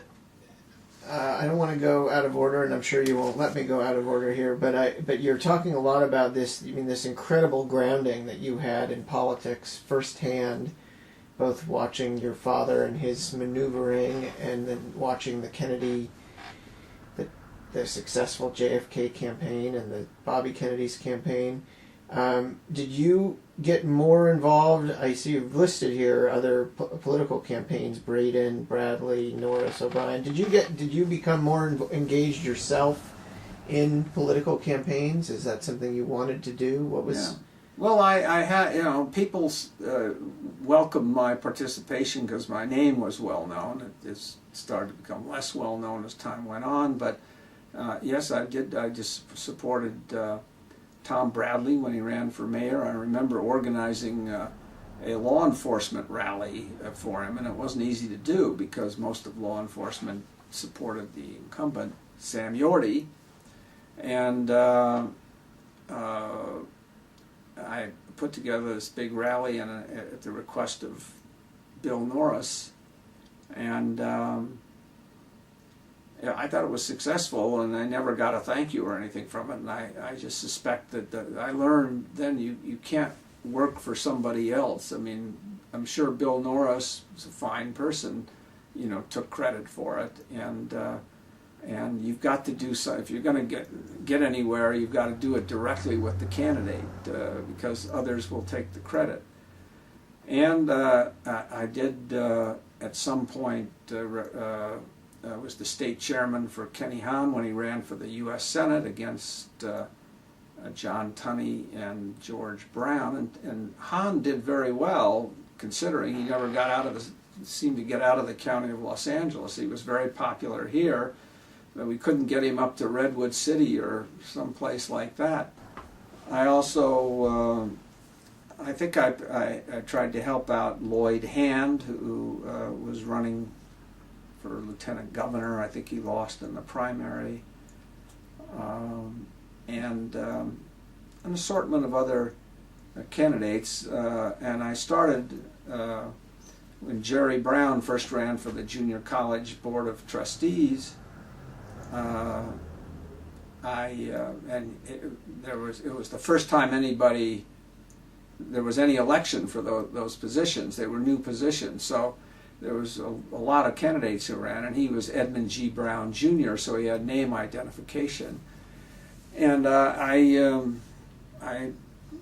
got signatures for him to get on the ballot, and I also, I recall, I don't know whether there's that one or another one where he asked me to drive down to the Herald Examiner with him, and there was a strike against the Herald Examiner, and we got there, and Jerry said, "Could you bring this press release in for me?" And I didn't think much about it, and I crossed a picket line, and when I came back, they took my picture. Actually, I don't know if they said they took my picture, but and I got in. I said, "Geez, I don't think we should have done that." And but Jerry didn't do it. He had me do it, so. That was my. But Jerry won quite handily, and the next thing I got involved with was the 1972 convention. I was on the Hubert Humphrey delegation now, and I remember we were at that time there was a push for diversity, and Gene Wyman was picking the delegates. And he wanted to have a certain representation of Latinos and blacks and women and so forth. So he had it all worked out, and he finally picked somebody named Mrs. Gozar. I just remember that name. And I said, "Well, what'd you pick her for?" And she said, "Well, it's a woman and Latino." Well, she wasn't a Latino, but he said, "Close enough," So we went. I think this diversity was sort of mandated by the rules. In any event, we lost. The Humphrey delegation lost to McGovern, I think, and so it was a winner take all in that time. And we took the position that was wrong, and it should be proportional representation. And I think so we went to the convention demanding that we be proportionally represented, and there was a big fight about, this was in Miami as to that, and remember Willie Brown and John Burton getting up and saying, "Give me back my delegation," and they were for McGovern, and ultimately I think we were de-seated, so to speak. And so you went to the convention, but there was no seat for you. No seat, but I met some interesting people. Ed Sanders, a well-known lawyer, was on the McGovern delegation, and we years later became partners. He became White House. He was in the White House with Jimmy Carter at some point thereafter. When did Jerry Brown run for governor? Or are we too far ahead of ourselves if we talk about that? No, Jerry first, he ran for Secretary of State, and Frank Jordan had been, and his father had been Secretary of State since the early 1900s. And so Jerry was going to, I guess, challenge him, and Frank Jordan died and left a vacancy, and so Reagan was going to leave the spot open for the winner of the Republican primary, so that he could run as an incumbent. And I came up with the idea. I found some authority that you couldn't leave the Secretary of State's office open, otherwise charters and so things that were filed might not be effective. At least that was the theory. And Jerry jumped on that, and Reagan was forced to appoint an interim Secretary of State, so Jerry didn't have to run against an incumbent. And I thought that was kind of a very important aspect to winning. I was also his chairman of one of his dinners. I raised a lot of money for him, and he got elected Secretary of State. And I also handled some litigation for him as time went on. So that was and then Jerry ran for governor when Reagan terms were up, which I guess would be in 1974. I think that was about it, or 78, something like that. Can't remember specifically. But, and I was one of the insiders. I got all of my friends involved in contributing, and raised him a lot of money, got some heavy hitters in there. And toward the end, Jerry, and I remember Gloria Allred, the famous feminist or female attorney, was a driver for him, as was somebody named Rose Bird, who we'll talk about in a while. And I don't know, Jerry, he got elected, and that was sort of the last I heard from him. And recently I asked him about that, and he said, well, you never asked for anything. And I said, well, I didn't think I really had to, but... I'm glad there's not another generation of Browns to... yeah, there's more. I'm spared. Do you want to talk about how your life was evolving during this period, the early to middle 70s? Yeah. Well, I made partner at Mitchell Silverberg in 5 years, which was probably the minimum amount of time. And in a firm like Mitchell Silverberg, business getting was important. The bigger old line firm. Now, Mitchell Silverberg was one of the largest firms in LA, but it was more entrepreneurial. It didn't have these large behemoth corporations with the retainers, so it did require business getting.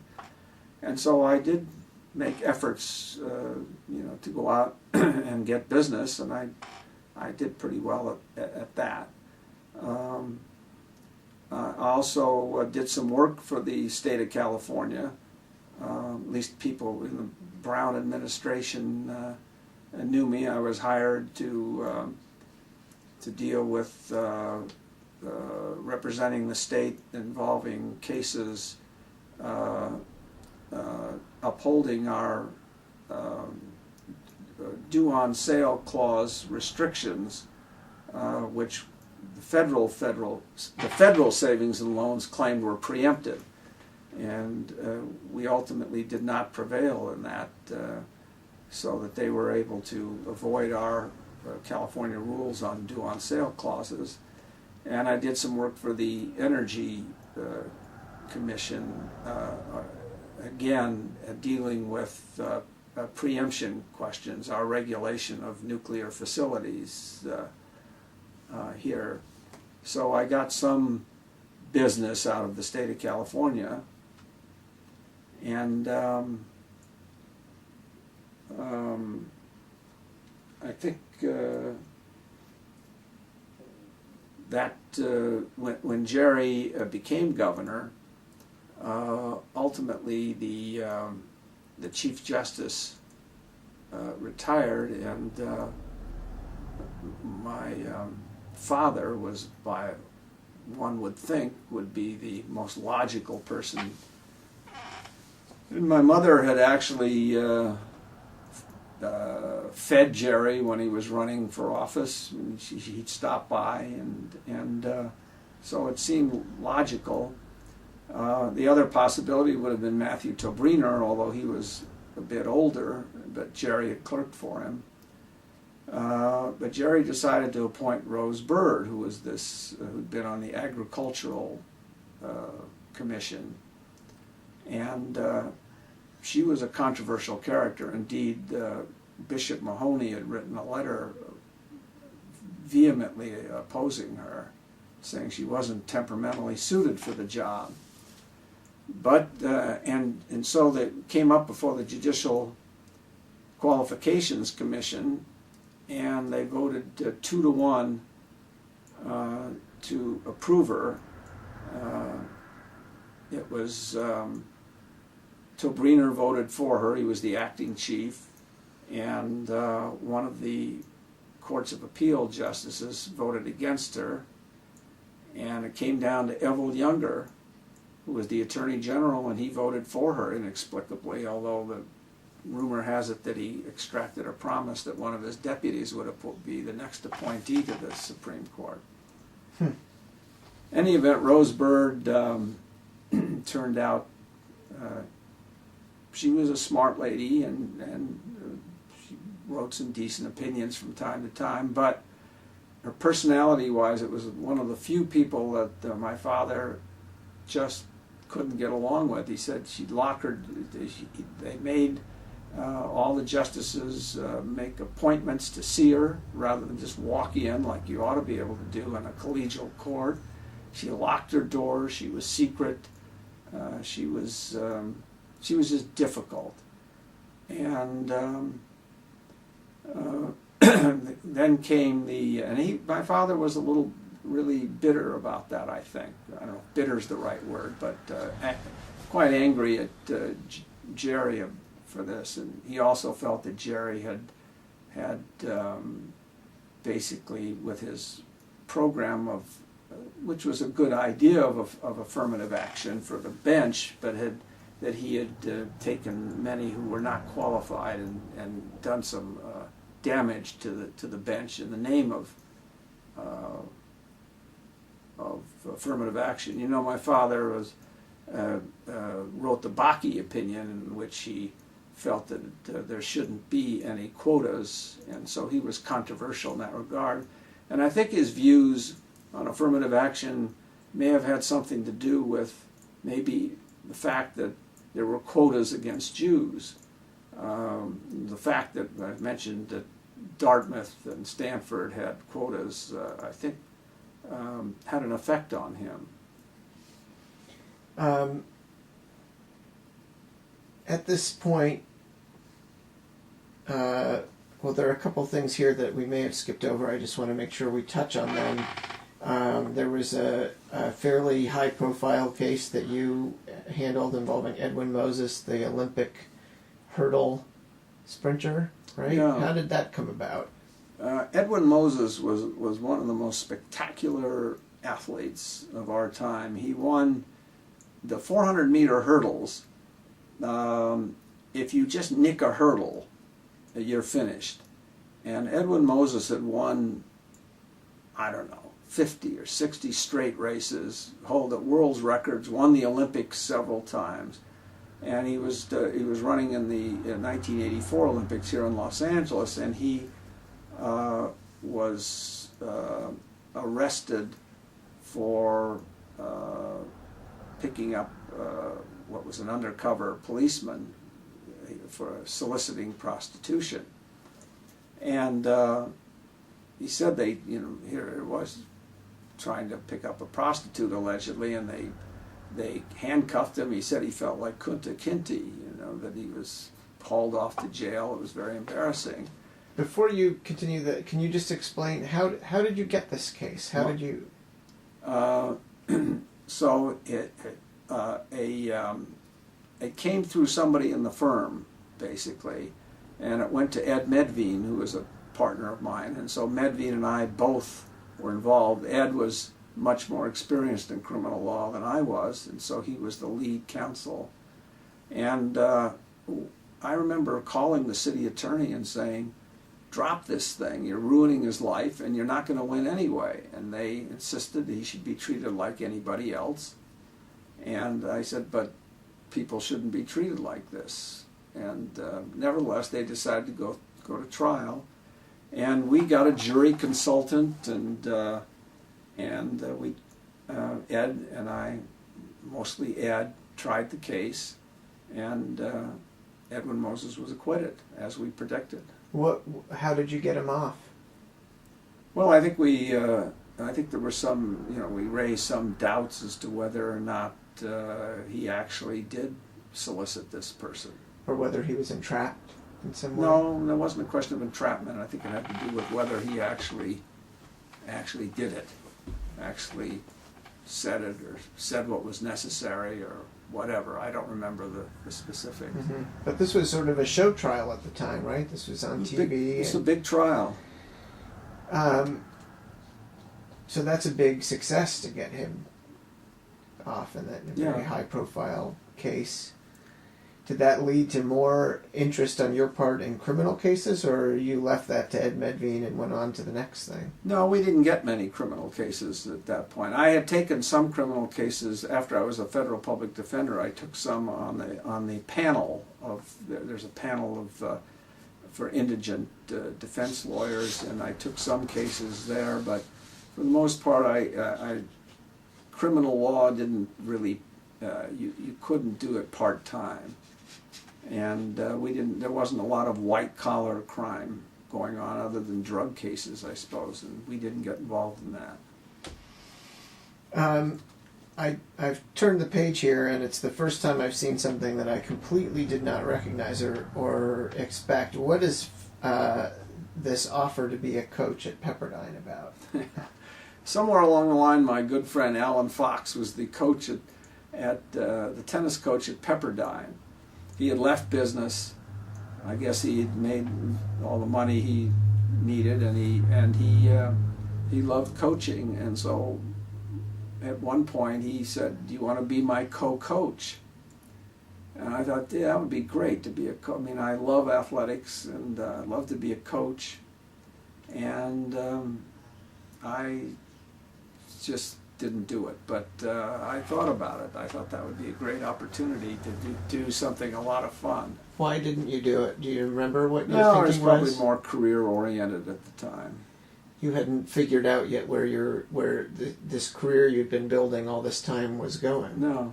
If they offered it to me today, I might take it. You're at a point where you had all these different almost apprentice-like experiences in the public defender's office, as a district attorney, as a private attorney, in politics, working on campaigns. Did you have a sense of where you wanted to go, what this was all building towards? No, public service is a matter of luck. It's something you might put yourself in a position. But unless you run for something, to get appointed to things is a matter of luck. And I had my disappointments, the U.S. attorney jobs, the district attorney, twice. There was a second time that the opening came up, and again I was one of the finalists but didn't get it. I think that's when I was in the public defender's office. John Van Camp and I both were vying for it, and Van Camp was the one who got it. Other candidates, I think, were Judge Manuel Real, and I think Matt Byrne may have been mentioned, or he may have been mentioned at the earlier time. But so I realistically never had a chance. My good friend Ed Edelman was on the board. Board of Supervisors. I'd first met Ed back in Washington when he was a government lawyer, and we had lunch, and he said he was going to go back to Los Angeles and run for office, and he started to read me his campaign speech, and I thought, must be crazy. Well, he went back to Los Angeles, and he actually won a city council seat. So he and Kenny Hahn were on the board, and I thought I might have a chance, but I didn't. In any event, talking about luck, so in 1981, I was playing tennis at lunch, and I get a call, and it's from William Clark, who had been a colleague of my father's on the Supreme Court. And he called and said that there was an opening on the Iran-United States Claims Tribunal, which I had never heard about. Would I be interested in living in Holland and being on this tribunal? And they needed for me to get back to him quickly because their time deadline was running out. And I decided to do it. And it was a very interesting process. As part of the hostage agreement that was negotiated, the Iranians had taken over the American embassy in Tehran and held the Americans hostage. To get them released, Warren Christopher negotiated this, what's called the Algiers Declaration, which we had frozen their assets. We agreed to return assets. They had agreed to return the hostages, and all disputes between Americans and Iran, Iranians and the Americans, and the two governments against each other would be determined by a tribunal in The Hague composed of 3 Americans, 3 Iranians, and 3 from other countries. Originally, it was the Iranians. It could have been anywhere. It could have been 27 arbitrators actually. And the Iranians originally nominated 9, and the American government said, I think that's too unwieldy. So they agreed on the 9. And I went over there with. I met in Washington. The nominee was another American, was Judge Wilkie, Malcolm Wilkie, and this was the Reagan administration that designated the Americans. So Bill Clark was a Republican, and he said that they wanted me because I'd had litigation experience, and they wanted a litigator on there. And they had another person, Howard Holtzman, who was very knowledgeable about rules in connection with international arbitrations. And they had Wilkie, but then Wilkie found that ethically he couldn't do it. The canons of ethics said you couldn't be a judge and an arbitrator, even if he took a leave of absence. And so another State Department person, George Aldrich, who'd been ambassador to the law of the sea, was appointed. And we went over there, and it was a little questionable with the Iranian. There were some disruptions in Iran. There was an explosion, I think, and this was shortly, after the revolution. And so it was unclear whether the Iranians would show up, but they did. They showed up, and first thing we had to do was to pick the third-party arbitrators or judges.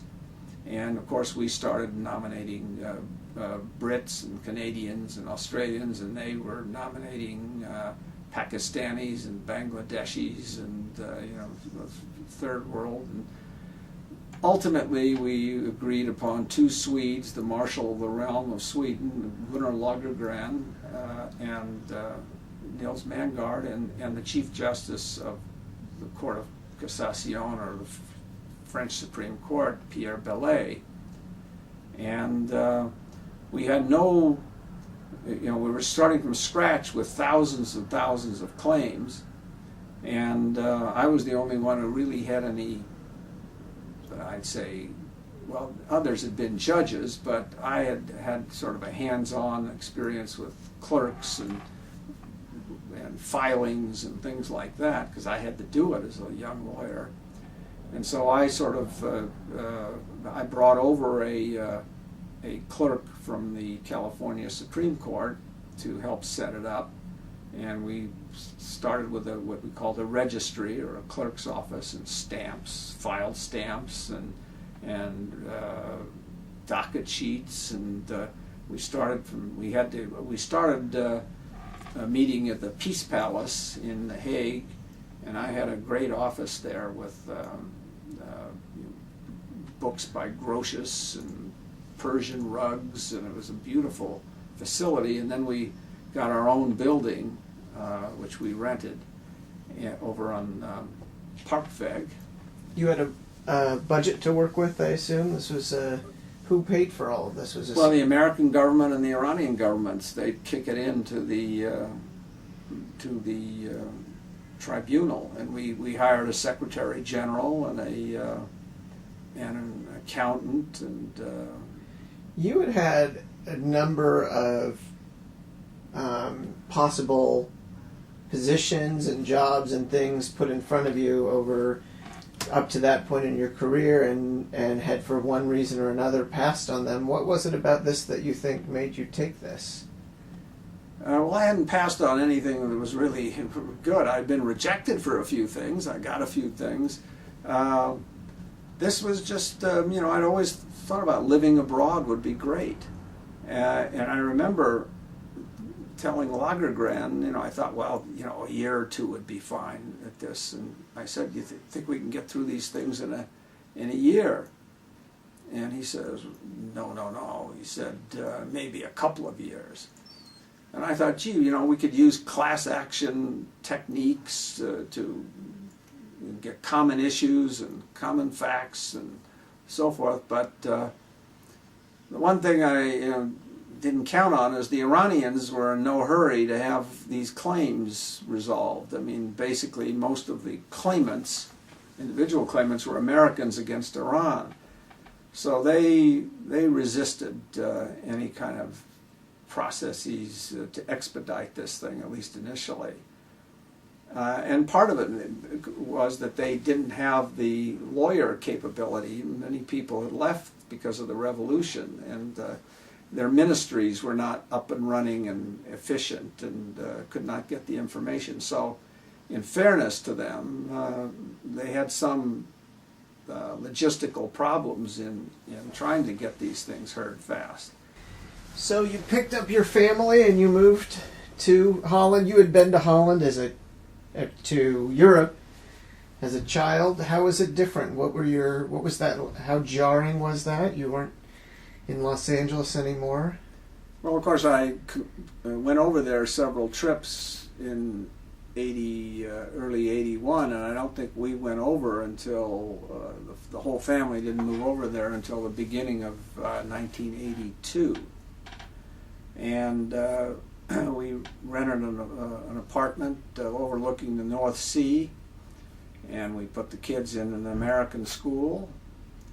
And we had a number of friends who were on the tribunal, my fellow judges, and I became somewhat interested in the International Court of Justice, having been in the Peace Palace there, and the American judge, Steve Schwabel, and the ambassador. So we had a nice little community, a nice little social life, and I also made friends with some of the Iranians and some of the interpreters, and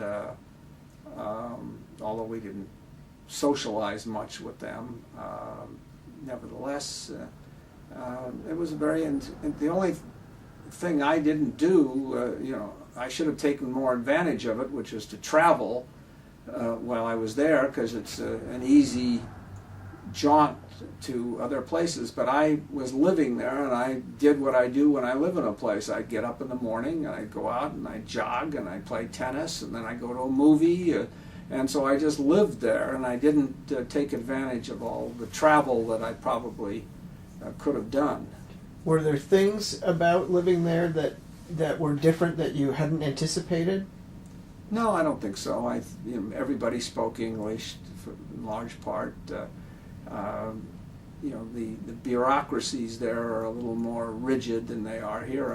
Whenever I would go someplace, I would expect to hear, "It is not possible." And I used to say, before you say anything to me, please don't say it is not possible. Still, it was jarring culturally, I would think. I remember the Mr. Rademacher, the man who used to pick you up at the airport. Didn't he have like animal skins in his car or something like? I mean, there were things that you were seeing and that you wouldn't have seen in L.A. Well, he was an avid hunter, and he used to have these ducks or rabbits or whatever they were in the trunk. I noticed a smell, and I finally figured out what it was. When you were making the decision, what was how did Mom react? What were you? This is a big decision to pick up and move from your routine and your life. I think she thought it was exciting, and I don't know what you kids thought about it, but it was. I think we had taken you on a trip before to Ireland and England and France. England and France, yeah. So you had done some traveling, but this was, the fact that you were in an American school, I think, certainly made the transition a bit easier. Had you given any consideration to putting us in a Dutch school? I thought it would have been a nice idea, but you were not that proficient in languages, as I recall. Wonder where that came from. So this was an enormous undertaking. You were essentially setting up an entirely new court. Exactly. What were there snags? Were there things that, in retrospect, you would have done differently? Were there lessons learned? What was the experience like? There were always snags. I mean, nothing operates smoothly. We were dealing with a hostile government. There were language barriers, although we had interpreters, did simultaneous interpretations. It was a formidable task, and the fact that it got up and ran and issued awards and has stayed together. It's still operating, as a matter of fact. It's sort of amazing, actually. And all these years, people have assumed that the United States and Iran have had no dealings with each other at all, and it's not true. We dealt with the American government and the Iranian government continuously dealt with each other in connection with these claims at the tribunal. And everybody on both sides has honored the work of the tribunal. When the tribunal said you must pay, they paid. And well, they had a security account which they had to put the money into, and sometimes the Iranians have been derelict in putting their money in, but all the claimants who received awards have been paid. Did this experience change your views on what you wanted to do with your career? How did it shape what followed? Well, I had hoped to get involved with international arbitration. I probably knew more about it than most people, certainly in California. And I remember going back to the firm, and of course I had been one of the better business getters there, and when I got back, all my clients had been gobbled up by others, and so I thought, well, I'll start into international arbitration. Let's give it some support and see what we can do with it. And the firm really wasn't that interested in that, and I was a little disappointed in that, and I sort of had to pick up and start over. I did get, if somebody thought about an international arbitrator in Los Angeles or California, I would certainly be on their list, and I did get some international arbitrations. I was picked as one involving a Saudi company and a California company, and that was We went to Riyadh. I remember they had asked about the visa, and they said if you put Jewish down there, they're not going to, you won't get in. And I sort of wanted to go, so thought, well, should I stand on principle, or what difference does it make, to anybody whether I go or I don't go? And I thought about putting down something like Reform or Protestant, which I did put down. And then I went to Saudi Arabia, and then you check into the hotel and they ask you religion. Now you're there, so what are you going to do? And what was that experience like? That was very interesting. I met a person who works now for the Saudi government named Ahmed Habibi. He was one of my co-arbitrators, a Palestinian, and it was a very congenial group. I had a Canadian chairman, and I was the party appointed by the California company, and it was quite interesting. And I had some others. I had some international arbitrations in Paris and in Switzerland, and then sometime later, after the Iraq invasion of Kuwait, they set up a United Nations compensation fund that Iraq would have to compensate the victims. And I was retained by the law firm representing the government of Kuwait to assist them. I think it was partially to help land the job, because the people with the commission were heavily alumni of the Iran-U.S. Claims Tribunal, so I made a pitch and talked about our experience and my experience, and I remember flying to Kuwait. And this time I didn't, when they had the visa question about religion, I said, you fill it out, I'm not going to do it. So I guess whatever they put in there, I got in.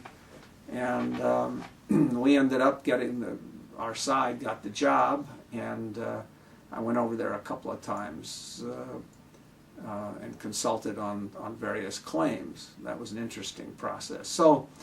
But there wasn't enough international arbitration to make a full-time practice, and so I had to, do the same things that I did before in practice. Before we stray too much further from Holland, while you were in Holland, your grandmother and your mother both passed away. Is there anything you wanted your recollections of hearing that news, your last contact with your mother? Do you remember what it was? No, and I knew she was not in good shape. I didn't realize she was going to die, and I remember the Iranians, when I was informed that she had died, and I made arrangements to fly back, and the Iranians asked some of the others, does he know? And they found that curious, and I guess in Iran, they don't quite flat out tell you, your mother died. They beat around it a little bit. They say, I think it's probably in your best interest to get back now. They have a different way of presenting the bad news. What's the last time you remember being with your mother or talking to her? Do you recall? No, I actually don't. I'm sure I talked to her before we went to Holland. And she had this cancer for a long time, breast cancer, which metastasized. But it was a lot of the women in the family had breast cancer. So. And Minna? Minna, yeah, Minna, she died at 92 or something like that. And you remember... and my grandfather had passed away. talking to Stanley about it. He was pretty choked up about Minna dying, wasn't he? Yeah, well, it was his mother, and he and his brother Ed had basically supported her all the years, and she was a very nice woman, very supportive. Didn't he make some comment about being an orphan? I don't recall. I thought when she died, Stanley said made some remark about now. I think it was Ed Lewison who told me about that. Oh, really? Now I'm an orphan. Well, that's I say that too. Yeah.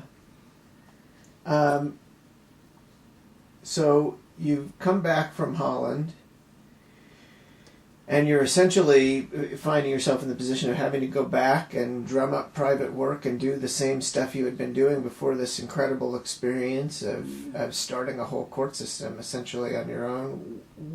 What did you do? Well, I was able to. They had a rule that said when a arbitrator or judge retires, he has to continue the cases in which he heard. It's called the Mosk rule, actually, at the tribunal. And so I had to keep going back to all the cases that I'd heard and deliberate them and finalize them. And then I was named a substitute judge. And so when one of the judges was ill or whatever, I would come over. So I kept my fingers in the tribunal. I kept going back, so at least it wasn't the usual mundane work. But going back, and the interesting thing you find when you've had an when you had an experience, you think most people would be interested in it, but actually most people aren't interested in it. They're not. They don't want to hear about it particularly. So that I guess the people in the Foreign Service advise me about that. They have when they go back from they bounce around from place to place, and people aren't interested in whatever they've done. It's no matter how interesting it might be. I remember going back to the law firm and walking in for the first time, and people would just look up and say, "Oh, how you doing?" Not like, "What did you do?" and "What were your experiences?" and so forth. They, and there were interrogatory answers waiting for me on my desk, and it was just back to the same old thing. Yeah. You have some things listed here that I don't know what the references to. It looks like some of it has to do with Stanley and some of the things that he was going through around this period, including the retention election where he was on the ballot. Do you want to talk about a little bit what he was going through and how you were involved? Yeah. One other thing, when I got to know the Attorney General at the time was William French Smith, and working for him was Ted Olson. And they came over, and I took it upon myself to spend time with Ted Olson, showing him what was about the tribunal and so forth. And then when I came back, I went through Washington, they were kind enough to invite me up to have lunch at the private dining room with William French Smith and with Ted Olson. And I liked Ted Olson a lot. He was he's a very renowned lawyer these days, Supreme Court lawyer. Stanley, in 1966, they had the first retention election that I was aware of. That means in California Supreme Court you go on as a yes or no basis, and that was the first time that they mounted a campaign against incumbent judges because of their decision on the California Fair Housing Law, the Rumford Act. And the author, Paul Peek, got something like a 42% no vote, and I think Stanley got a 40% no vote, and there was a campaign against them. And prior to that, it had usually run around 20% or 15%. So it showed that with any kind of a campaign, this was a dangerous area. I think in the 70s, 66, I think in 78 he was back on the ballot again, and there was a little bit of a campaign by a fellow named Wakefield, an assemblyman, sort of a law and order thing, but it wasn't too serious. But in 1986, because of Rose Bird was on and very controversial, the conservatives started off with a campaign to get rid of the Gang of Four, which were the Rose Bird, two other justices, Cruz Reynoso and Joe Grodin, and my father. And I thought, this is pretty dangerous, because how hard is it to get from 42% to 50%? And so I went and talked to some of the Republicans behind this thing. I think I talked to Stu Spencer, and I said, I'm not in favor of this at all, but I'd like you to leave my father out of it, if you could, because he knows what he's doing. He'll take care of himself, and you'll have your hands full with him. He's run for office. And they liked him too, personally. He'd always gotten along with Republicans, and he had shown some independence, his position on Bakke, and he had voted to affirm some cases, death penalty cases, and ultimately they left him out of it, and Duke Majan actually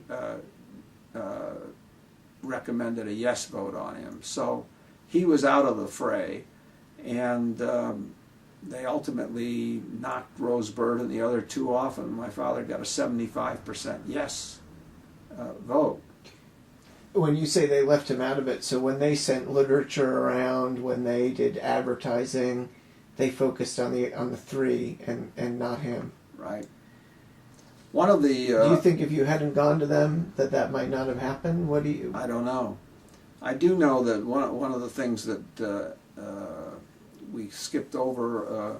I don't remember the actual year, but it had to do with an opinion called People versus Tanner, and that had to do with it was some criminal law issue, and there was a concern that I think Rose Bird had been on the ballot once before, and there was a concern that Tobriner or the court had held up this opinion until after the election, and so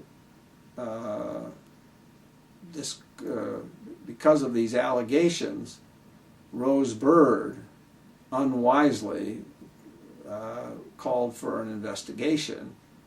My father thought it was nuts to do this, and they did set up a panel or investigation composed of, I think it was the Judicial Performance Commission, which evaluates judges or disciplines judges, and Seth Huffstedler, a well-known lawyer in town, husband of Shirley Huffstedler, good friends of my father. Shirley Huffstedler was Secretary of Education and had been on the Ninth Circuit. Seth Huffstedler began this investigation and started subpoenaing the justices to appear on camera and be grilled about their deliberations. And my father took the position that you can't, the Constitution said these must be held in confidence. That's what it says. You can't do it. And so he resisted that. He asked me to represent him and to resist the subpoena. And I remember we went for the Superior Court, and the judge had somehow ordered that the subpoena had to be complied with. And I took an immediate writ up, and 4 justices signed the peremptory writ, which reversed that in effect. It went up to the Supreme Court then, and of course they all disqualified themselves. And I took the position that they should sit under the rule of necessity, that there was nobody else to hear it. Or, in the alternative, if they couldn't hear it, then the lower court opinion stood. and but instead they appointed an ad hoc Supreme Court composed of 7 Court of Appeal justices.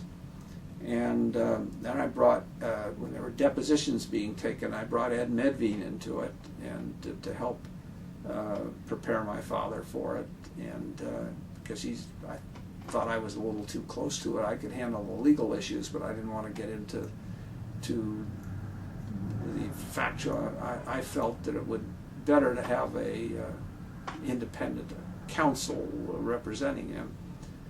And then it ultimately went to the California, to this ad hoc court, and we prevailed 7-0. And there's a lot of,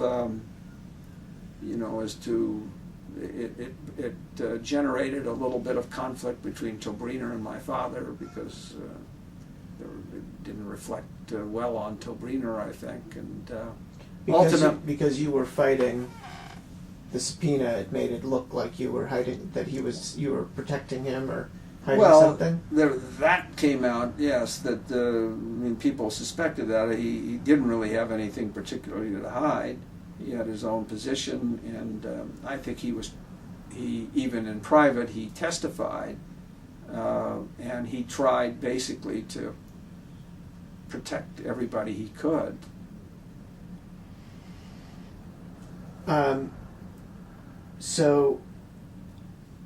But that's that thing had a deleterious effect on Rose Bird when she came up years later for this retention election. We've gone a little bit out of your order here, but I don't know if you wanted to add anything about USC. You started to do some teaching at USC? Yeah, I taught a law class on litigation at USC, and I actually didn't enjoy it all that much, frankly. I worked hard at it, and I don't think I was that good at it, but it was the first time. Was this like a sort of trial balloon for you to see if you might want to go be a law professor? No, I think it was just something to do. What didn't you like about it? I remember I thought the students were so grade hungry. I'd say, well, now we're going to get into an area, and they'd say, well, is this going to be on the final? And I'd say, well, I don't know. And they said, well, we don't want to hear about it if it's not on the final. and then they said, what's going to be on the final? And I said, well, what kind of test is that? It was just, it just seemed to be an obsession with grades at that time. And I don't think they just had the burning desire to listen to my great wisdom. Were there any students that you took to, or that you became a mentor for, or did you not find that there were any? The experience wasn't that worthwhile in that way. No, you didn't have an opportunity to mentor anybody. I knew Ken Rich's wife at that time was in my class. Amelia. How were her grades? I don't remember, but she was a very nice person. L.A. Weekly. Yeah, the L.A. Weekly, I think it was, at that time, the editor was Harold Mayerson. Do you know him? The L.A. Times. To explain what the L.A. Weekly is. It's a weekly newspaper here that's sort of a throwaway. But it's, it has entertainment and local gossip, and but in any event, somehow they got onto a story about this woman that was my father may have had a relationship with, and she was presumably considered to be an unsavory character. And I did everything I could to stop that story, and I went to the lawyer. I did everything I could, and they were going to go pay this woman who was somewhat desperate for money, and to try to get the information out of her, and it was a difficult area, and I just recall that that little story has popped up from time, and I've had to to deal with it. I also had to deal with, this is way back before, but my father had a fund set up for his political career, and he kept it going after he went on the bench. And he used to make donations to political campaigns. He said, "Look, I have to stand for office. This is for my political career, and it's a separate fund that has trustees and so forth." But when it came to light, it was considered to be inappropriate. And I remember Reagan ranting about how judges shouldn't be contributing to candidates. Candidates shouldn't be taking from judges. Well, they didn't have computers in those days, and I went down to the county to look at the records, and I poured through all of Reagan's contributions, and I found a number of them from sitting judges.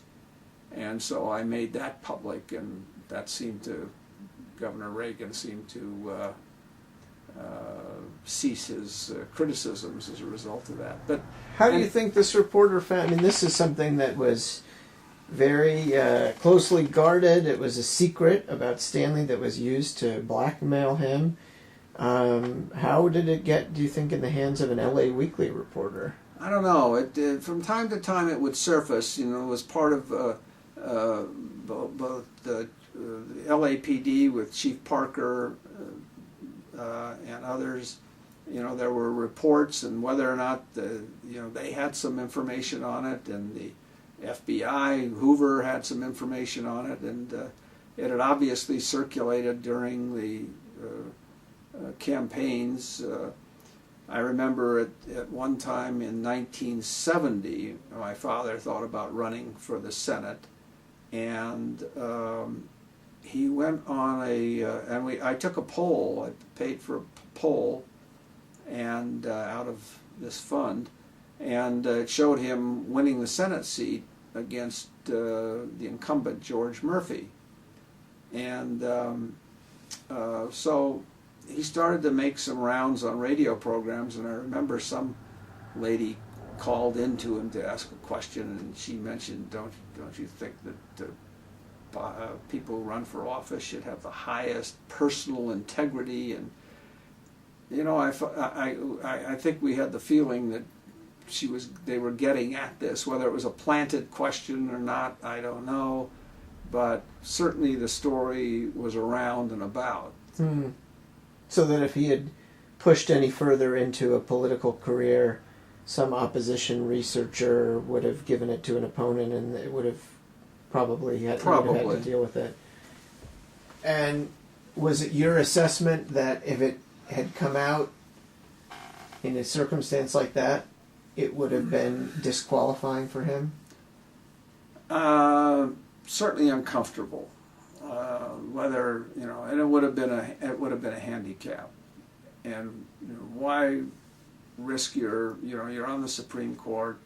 He always wanted to be a senator, and he blew it by even getting himself in a compromised position. But all in all, he used to say, well, even if I'd won the Senate in '64, I'd probably have been beaten for re-election by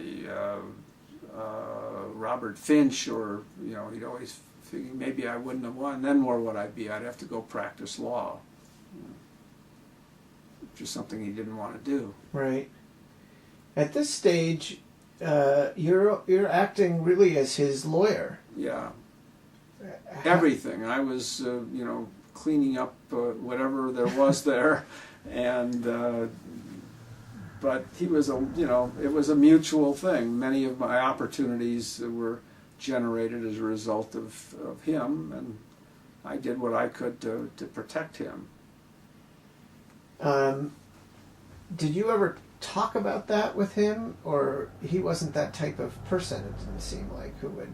I mean, he wanted your help. He'd call you routinely with things that were going on, advice. He wrote you. I remember seeing letters arrive all the time from him. Can you talk about how that relationship matured at all? No, I mean, we used to talk every day or every other day about things, not about ourselves necessarily. If I needed help, he would do it, whatever it was. And usually he didn't ask for any help. I would just do it. You know, I would have to, when we enacted this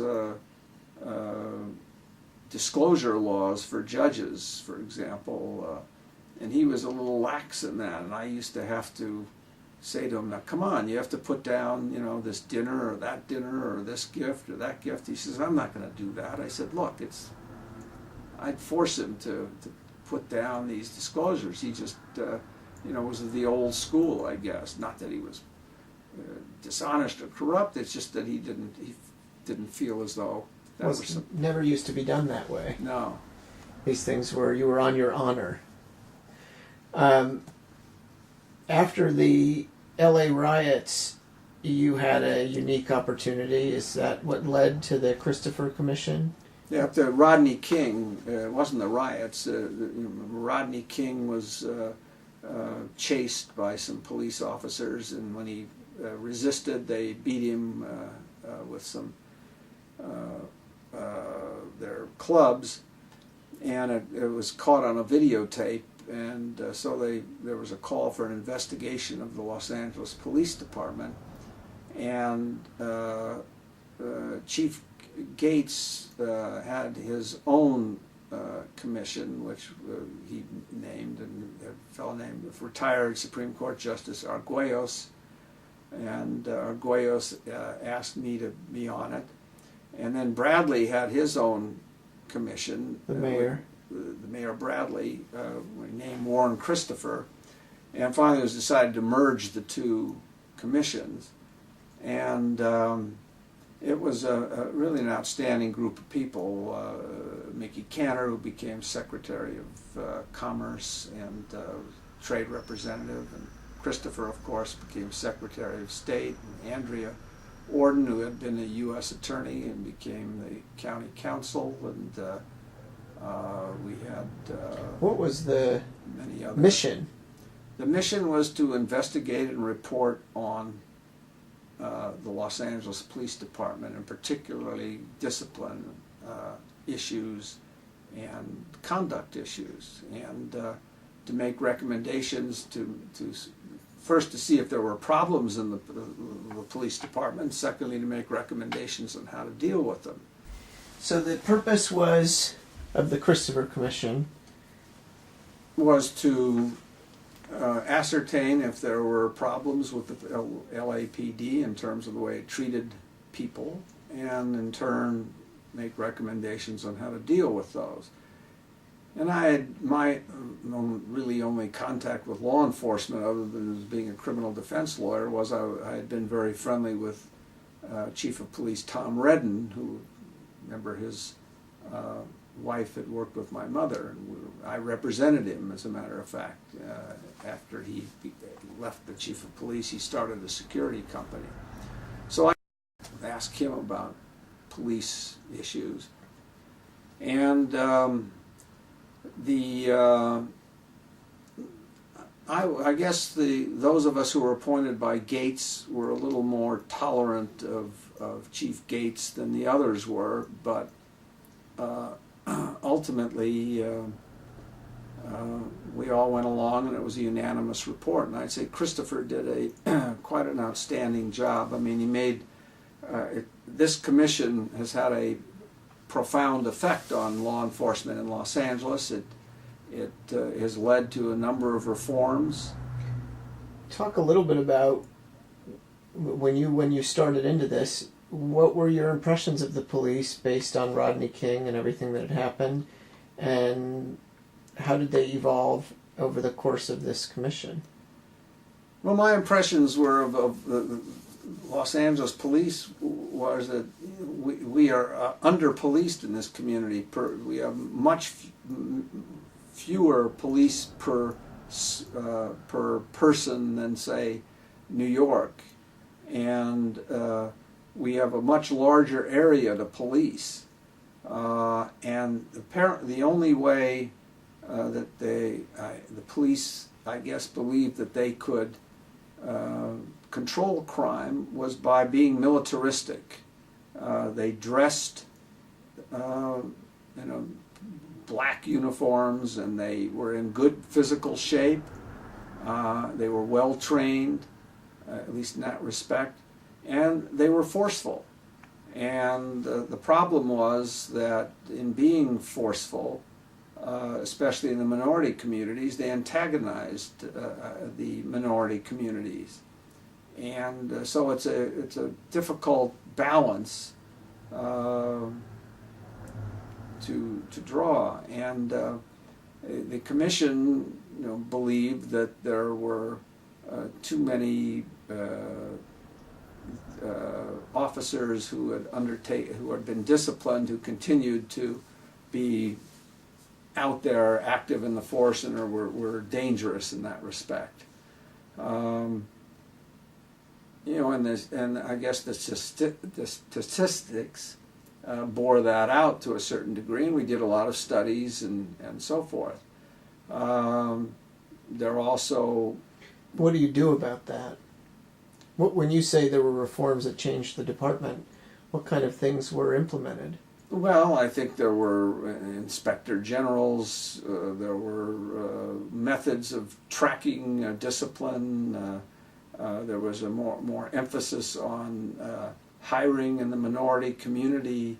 There were many reforms. I don't remember them off the top of my head, but I do know that even to this day, when the discussions of the LAPD or the LA Times or otherwise, there's always reference to the Christopher Commission and implementing its recommendations. And as I said, Warren Christopher did a masterful job in bringing about unanimity and in promoting this. He had a follow-up meeting after the report was issued.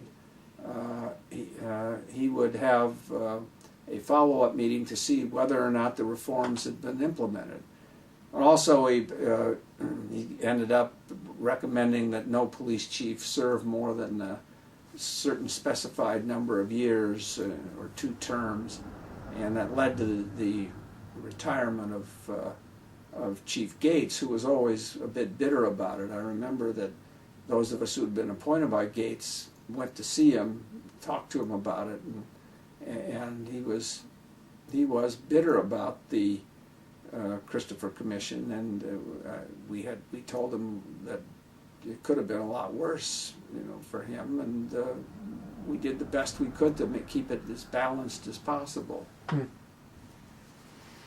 What made you start your own law firm?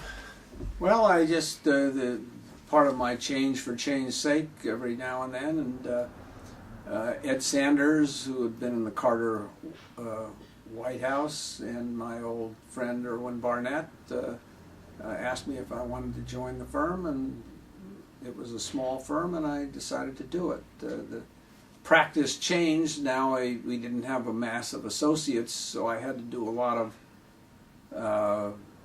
work that I normally would fend off on young associates, but on the other hand, we all shared equally, and it was a congenial group, and it was not as large a practice, but I found it to be interesting.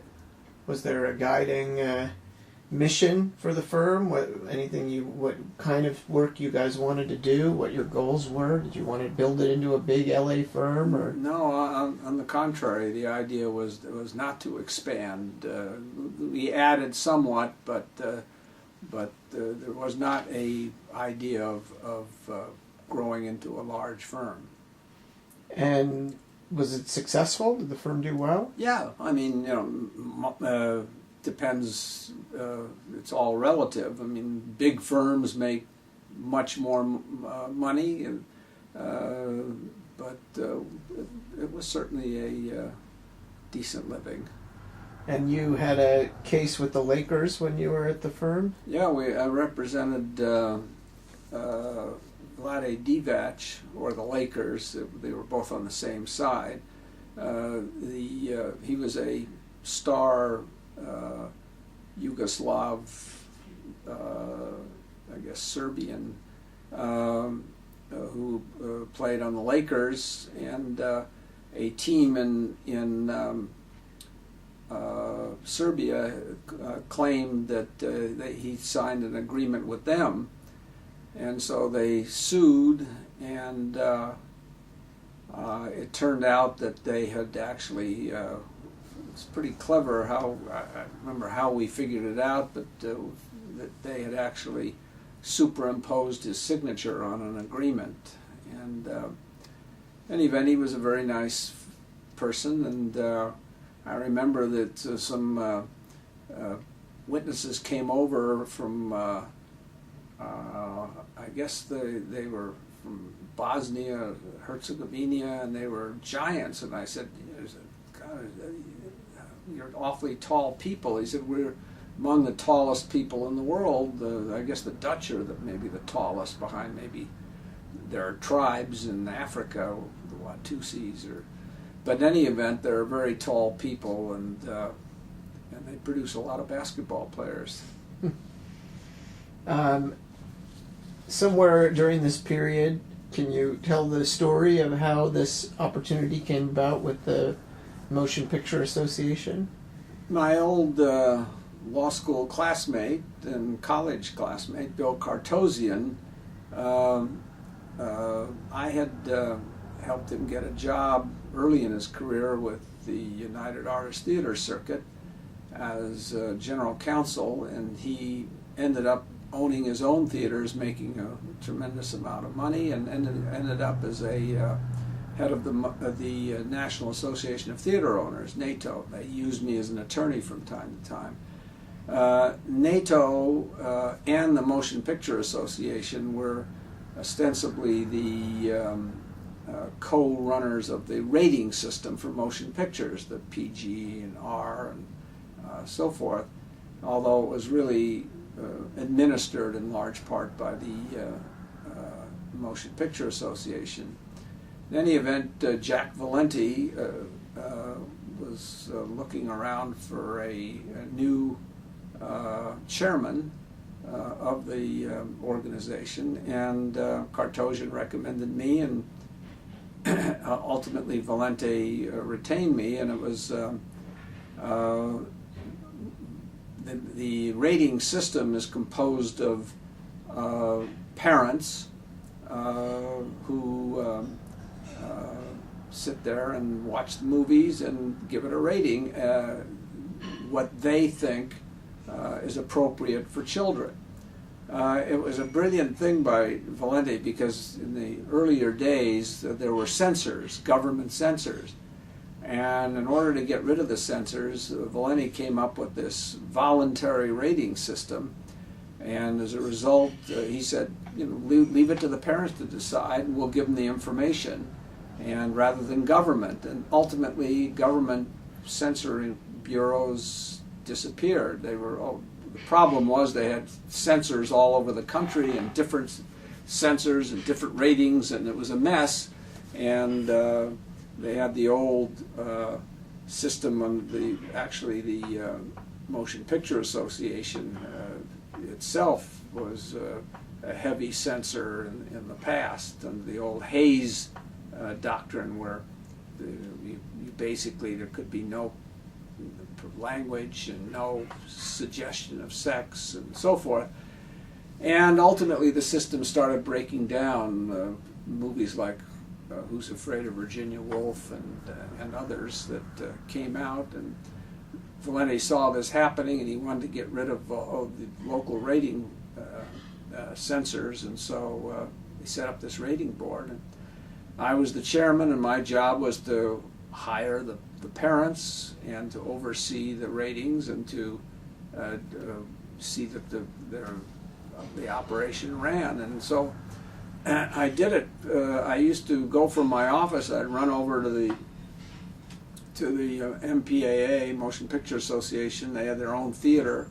They had the parents, or the people there. They had to be parents, but some of them had been there for a number of years, and the idea was to have some turnover, but there often wasn't the turnover.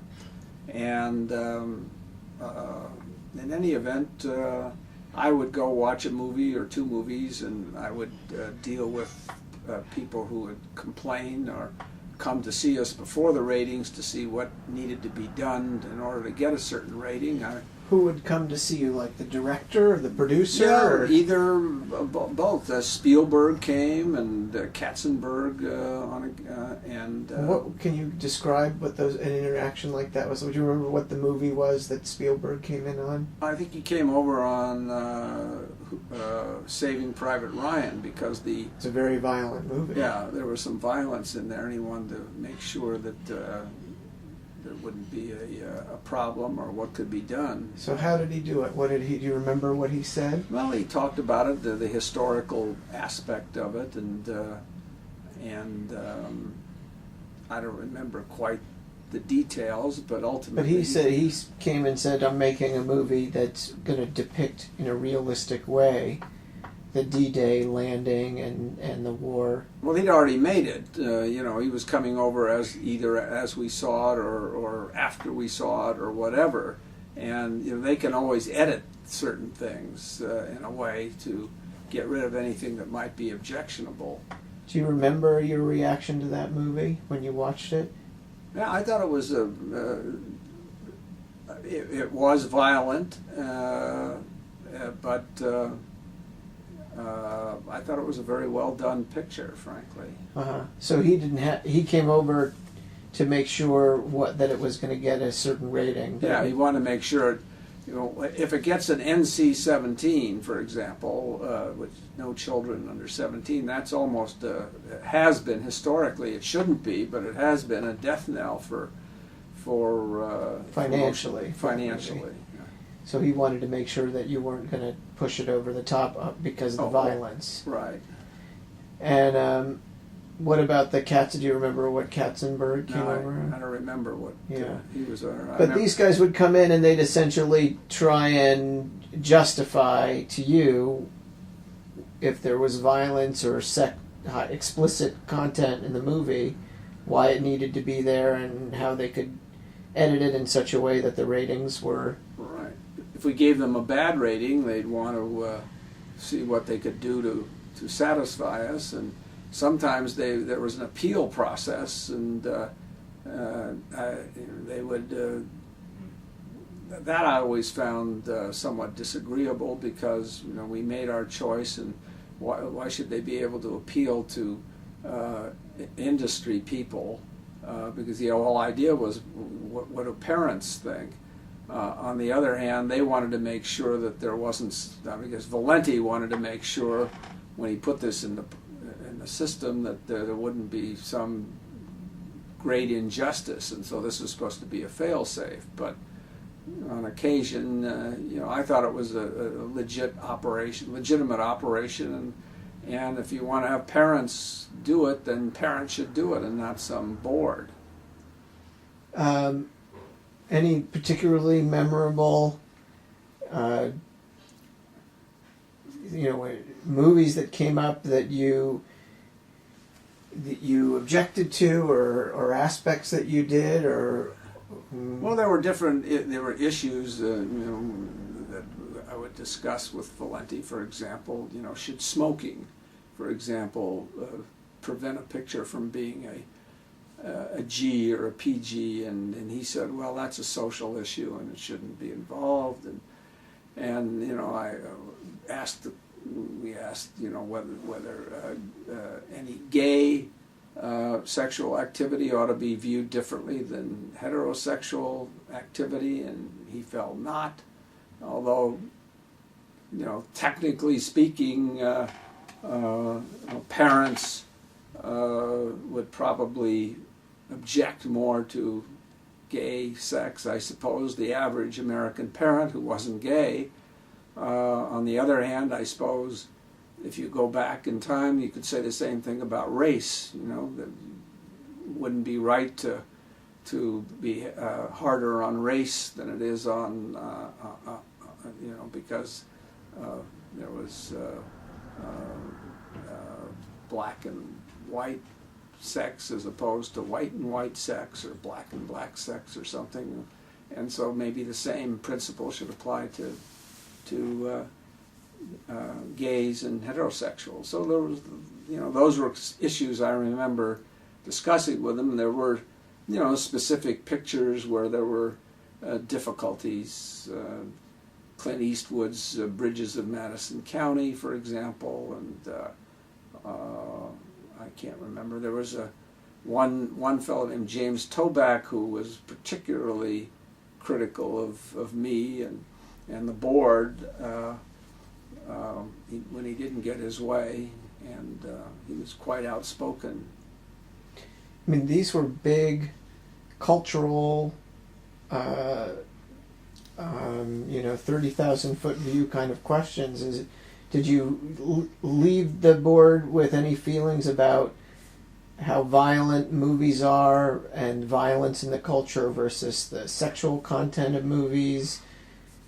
Did you leave with any feelings about where we are as a culture on those topics? Well, we relaxed quite a bit. I mean, now, although now there used to be 70% of the pictures were R-rated, and now it's flipped. There's 70% are PG-13. However, I think the PG-13 class has gotten larger.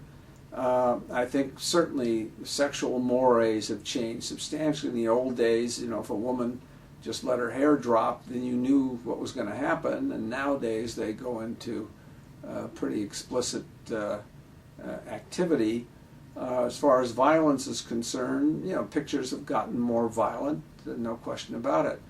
People feel that maybe we're harder on sex than we are on violence, or we were harder on sex than we were on violence. I don't think so, but I do think that the average American parent would probably be more concerned about sex than violence. And they also had a language rule about no more than one use of the F word, for example, if it were to be a PG-13, and certain exceptions, and there were arguments over that. I remember directors saying, well, they had their focus groups, and when they used the F word, the people liked it better, and so they just try to justify the use of the F word. And people found that odd. Why should language be a disqualifier when sex or violence wasn't? I mean, those were all the issues that. And there have been some scathing reviews of the rating system and the raters, but people seem to be satisfied with it. As Jack Valenti said, it's worked for a long time. This was in many ways a desirable job. Were there things about going to the movies every day that got burdensome or tiring, or what was your reason for leaving ultimately? Well, people used to say, aren't you bored watching all those movies? A lot of them were just straight to video movies, and I said, well, sitting in depositions isn't so interesting either. But ultimately, I think after a while, I think the decision was made that perhaps, and I was doing a lot of things. My firm had merged into a firm called Crosby Heafy, and I didn't go with them. And I had been reappointed to the Iran U.S. Claims Tribunal in 1997 by the Clinton administration. And rather than living in Holland, I decided to try to commute, which I did once a month. And so I had that, and I was doing some arbitrations, and I was doing the motion picture work. And I think Valenti decided that it was time for a change, and that was fine with me. I was probably doing too much at that time. You were essentially doing 3 full-time jobs at the same time. Correct. By the way, one thing I forgot to mention, when I argued that case in the Supreme Court, I've recently inquired as to whether or not there is any family that has had 3 members of its family argued before the Supreme Court. And I've really been unable to find that answer, but I argued a case. My father, although was not the listed as the oral advocate, he did in fact argue, at least introduce counsel and take questions in Arizona versus California water. And my uncle Ed argued 2 cases, the Konigsberg's cases, which involved the right of the State Bar Association to require an attorney to answer whether or not he'd been a member of the Communist Party, or whether he could refuse to answer any questions about his affiliation. So we did have 3 members of the Mosk family, and I just recently wrote the Supreme Court Historical Society to ask, and they said, well, they had no indication that any other family had, but we don't know. That's just a little sidelight. You have some things listed here that I don't know what they are. Bremer, Yugoslav Tribunal. Oh, yeah. So when I went back to the Iran U.S. Claims Tribunal, many of the same people were still there. There were changes, and the president was now a Polish fellow by the name of Skubachevsky, who had been anti-Nazi during the World War II, and had been anti-communist during the Russian, the Soviet expansion, the Iron Curtain. He was a very courageous guy. He was a tough nut, but and very bright, expert in international law.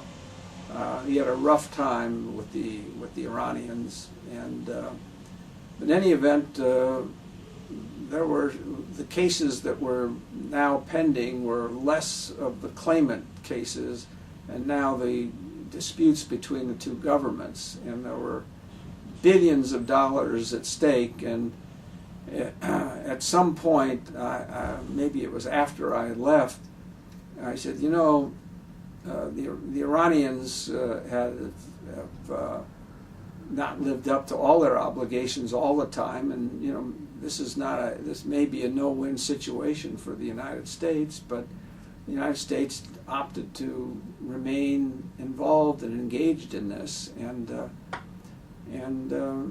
there were some interesting cases that came up involving the disputes between the central banks, questions about the right of an Iranian retiree to for his wife to claim, who's an American, a dual national, to claim some of his pensions. There were some interesting cases that came up, and I've been very fortunate. My first legal assistant was a fellow by the name of Mark Clodfelter, who is a very prominent attorney, and David Karen, who is a professor at Bolt Hall, and in this later stint I had a fellow by the name of Tom Ginsberg, who's a professor now at the University of Chicago, so I'm quite proud of some of the legal assistants that I had there.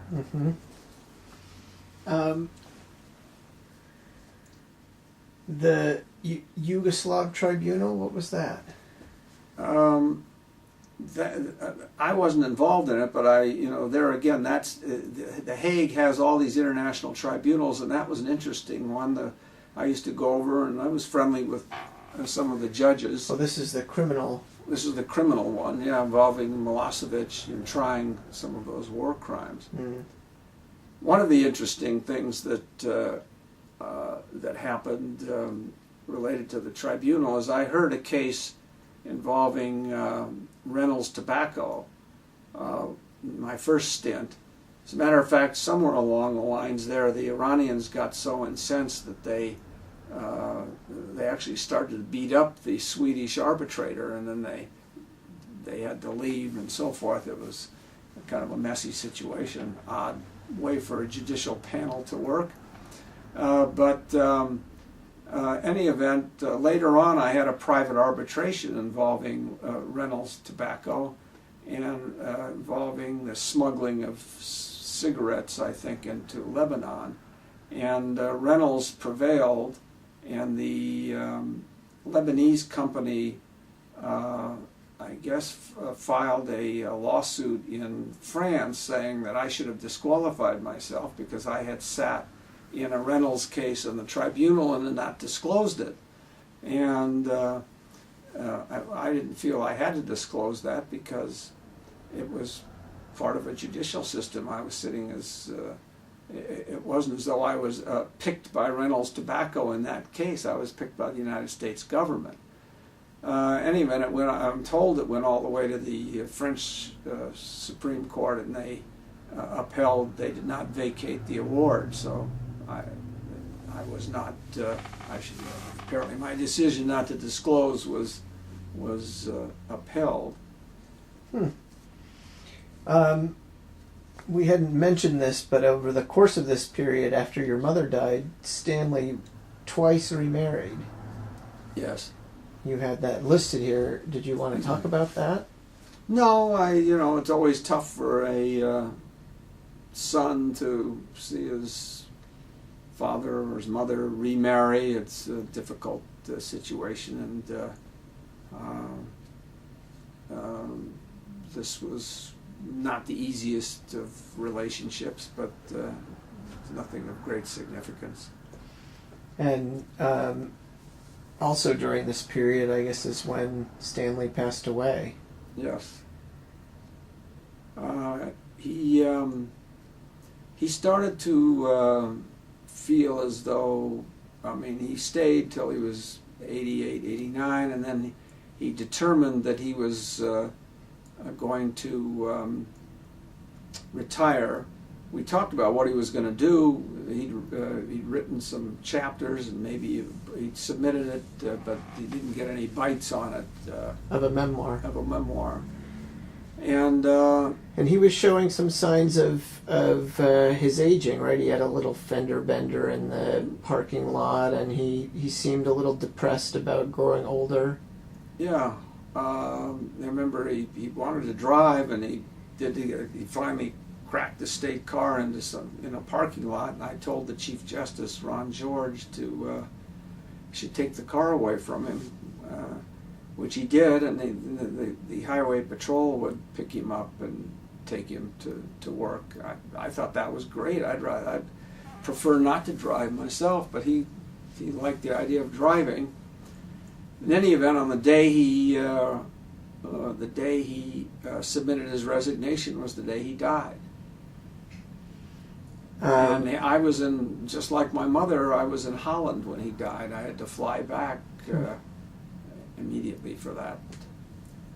And I was, it was very nice. I must say I took a role in getting it going, but they did name with the help of Supervisor Zavierslawski, named the county courthouse the Stanley Mosk Courthouse, and with John Burton they named the Library and Courts building up in Sacramento the Stanley Mosk Library and Courts building, and recently with the help of Steve Zimmer on the Los Angeles Board of Education, they named an elementary school after Stanley Mosk. So I've tried to help a couple of authors do a book which is going to be published next year, a biography of Stanley Mosk. Why did you feel it was important that he be remembered this way, with his names on these buildings and on the school? What was the significance to you for that to happen? Well, I thought this was a major figure in California history, and I'm not sure he got all the credit that he should, certainly in some of the books on California.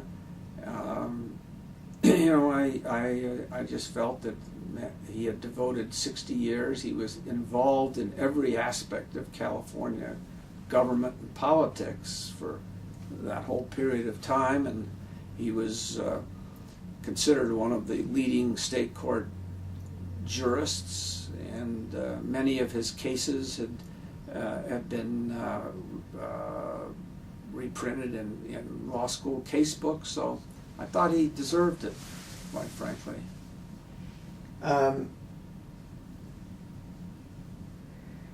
Gray Davis, then the governor, came to his funeral and was in that event the planting of the seeds for your appointment to the court? Well, I was on the tribunal, and I was doing these arbitrations, and I thought, what's my next act? And so I lobbed in an application for a Court of Appeals judgeship, recognizing that Gray Davis had the same policy that everybody had to be a trial court judge first. But I thought I'd put it in, and I mentioned that I had been a judge on the Iran U.S. Claims Tribunal, which tried cases, and I had been an arbitrator. And in any event, my cousin John Mitchell had influence with Gray Davis, and I think my father had talked to him before he died. When I was appointed to the court, one of the things that I had to give up, in addition to resigning from the tribunal, was I had been put on the panel of the International Court of Arbitration, or the Court of Arbitration, which sports arbitration. And what they deal with is international sport disputes or athletic disputes. And so I was designated as at least an alternate to go to, and I'd have to go to Salt Lake City for the Winter Olympics. And when disputes arise over doping or whatever, and they need immediate arbitrations to find out who gets the gold medal, so who's disqualified. You sit on it, and I was pretty excited about that, but I had to give that up going on the Court of Appeal. So did you get a chance to do it, or I you did never not. got a chance? I never got a chance. Huh. Court of Arbitration for Sport, that's what it's called. So how long have you been on the Court of Appeals now? I've been on 10 years. I've had to stand for retention twice. And that's always a nerve-wracking thing, because you never know. And there has been little opposition to the Democrats, for example. It's always sort of annoyed me that some of these commentators on the radio come out and say, vote no on all the Democrats.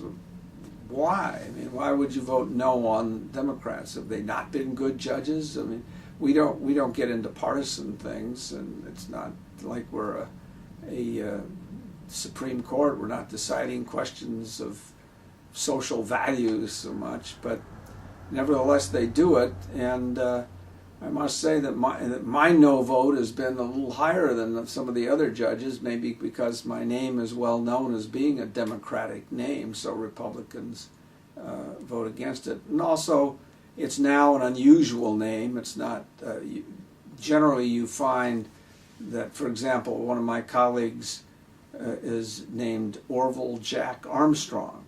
And, that's a name that he always gets the highest total votes. Women get more votes than men because the women tend to vote for women. People with funny names end up with lower totals. And people don't know anything about the judges, so it's sort of an irrational system. How many judges are there in your division of the appellate court? In my division, there are 4 justices. And how many divisions are there? And there are 8 divisions. Okay. And do you always work with the same justices? Same division, the same 4. And what's that experience been like?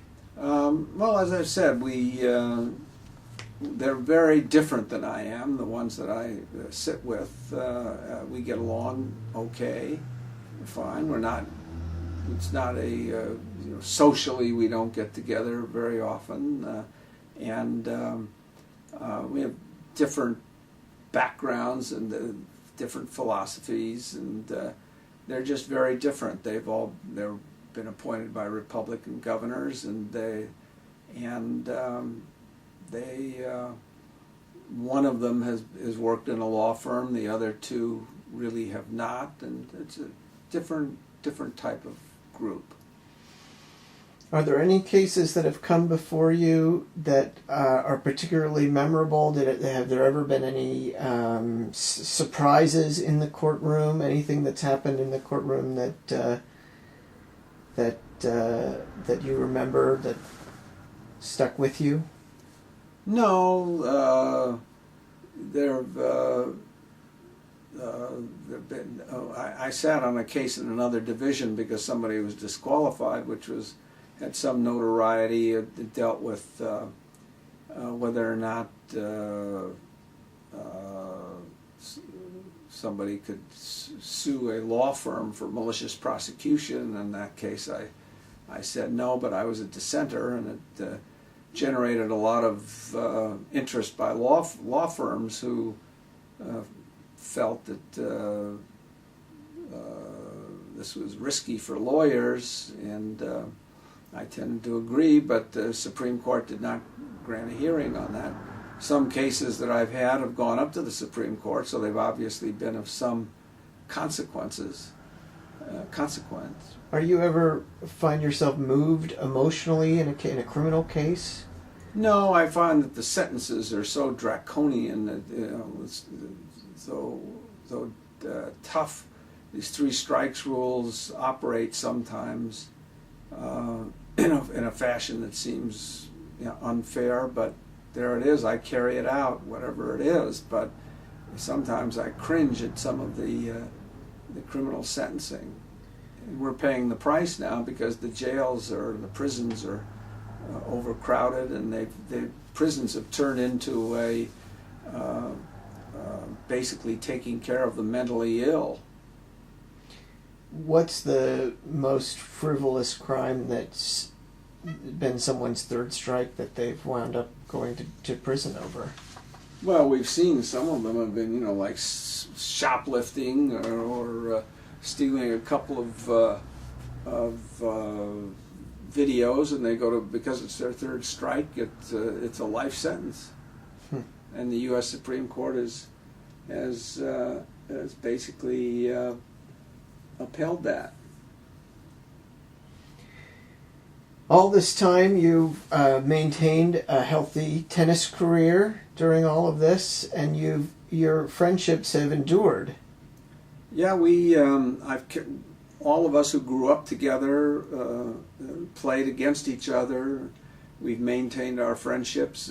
Tennis has been sort of my closest friends emerged from the tennis world. We still play. Most of us are still alive and able to play, and it's I've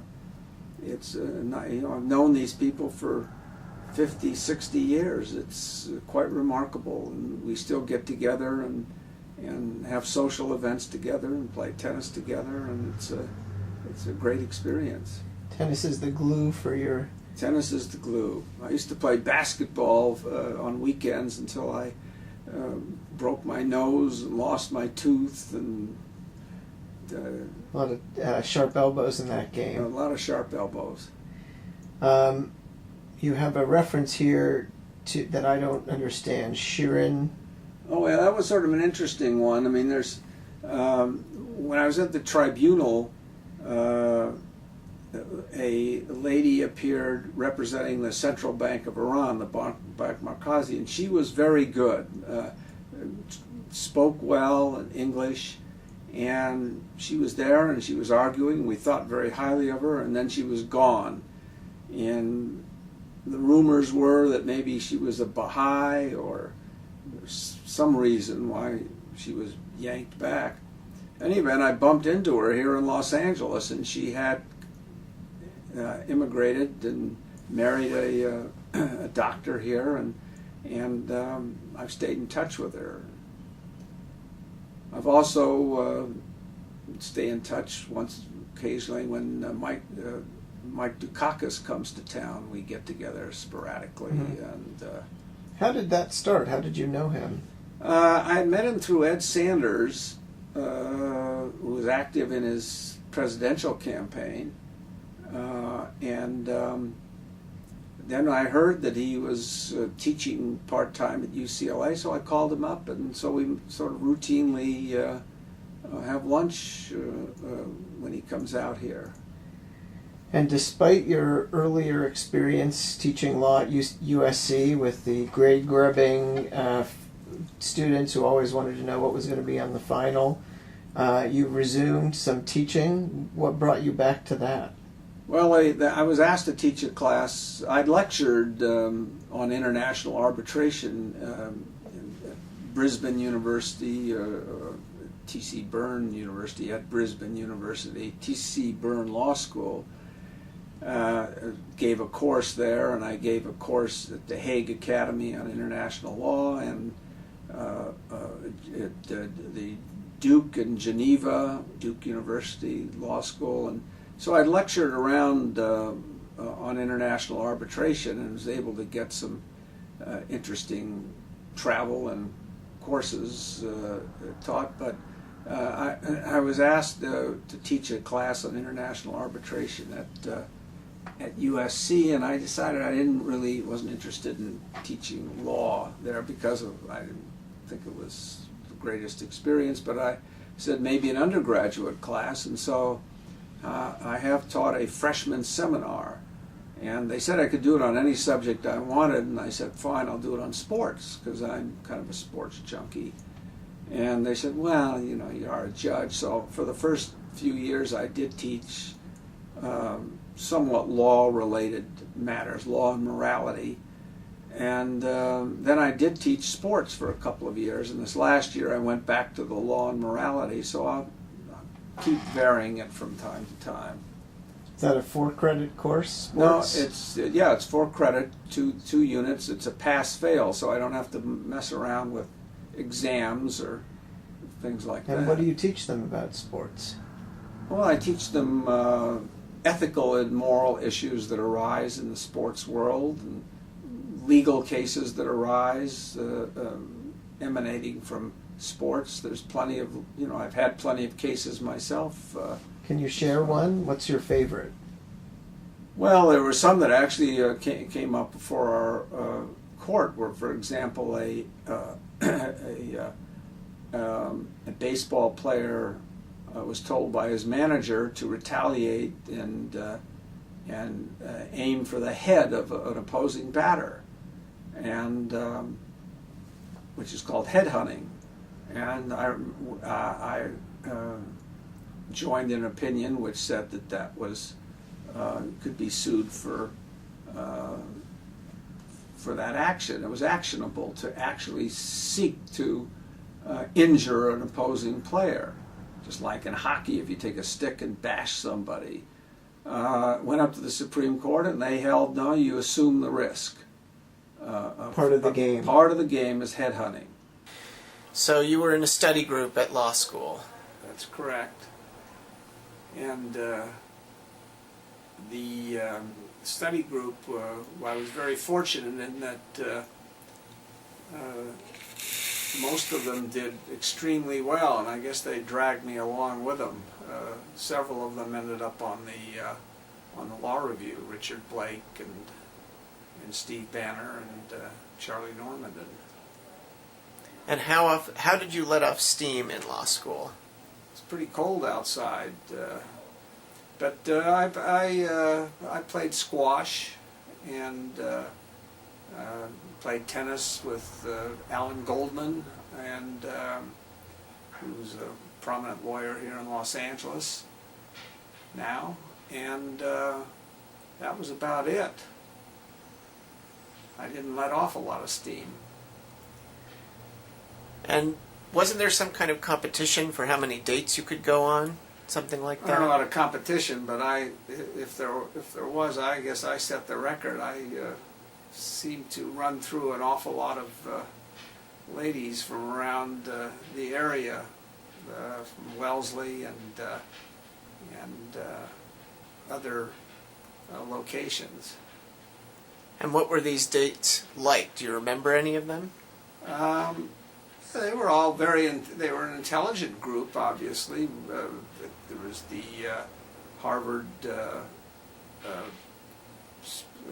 Radcliffe program, and there was Wellesley. There was one little college across the street, a teacher's college called Leslie College.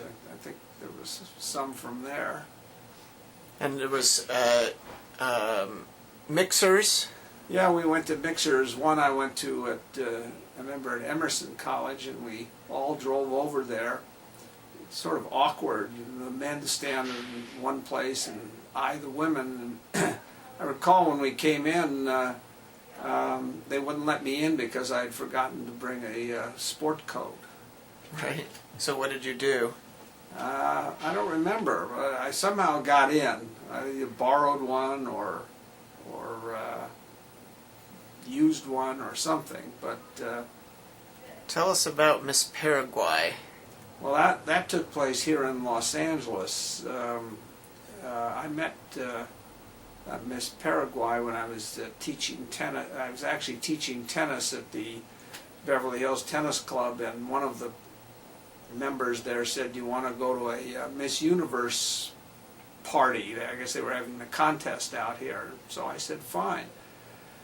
And of course, the idea was to say that we were all Hollywood producers. That made them more interested in us. And somehow or other, I ended up with Miss Paraguay, and I asked her out, and she said, well, that her mother would have to go along, the dueña.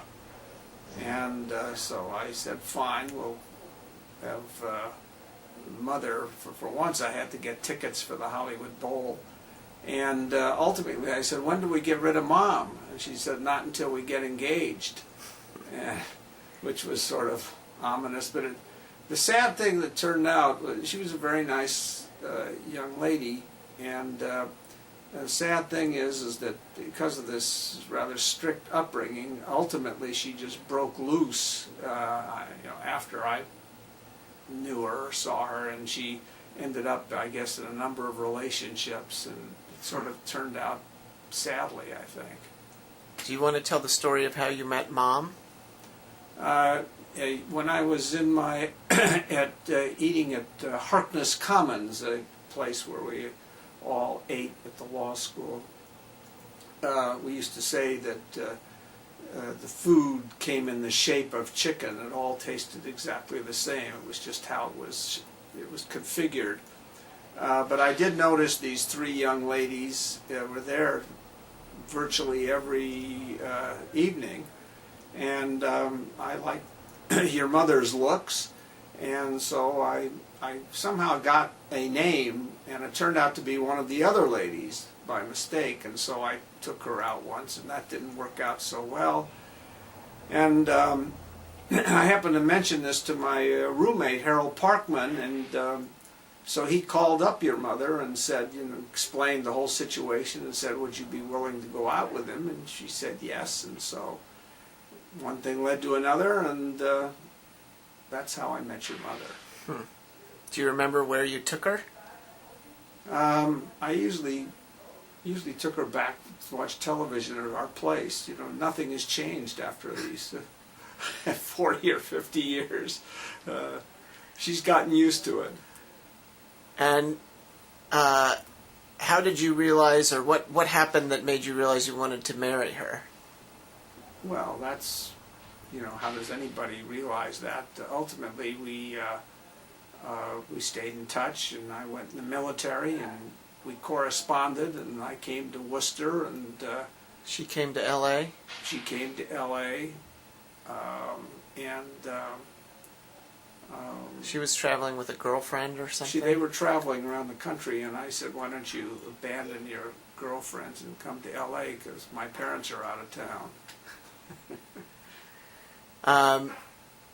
Going back to college,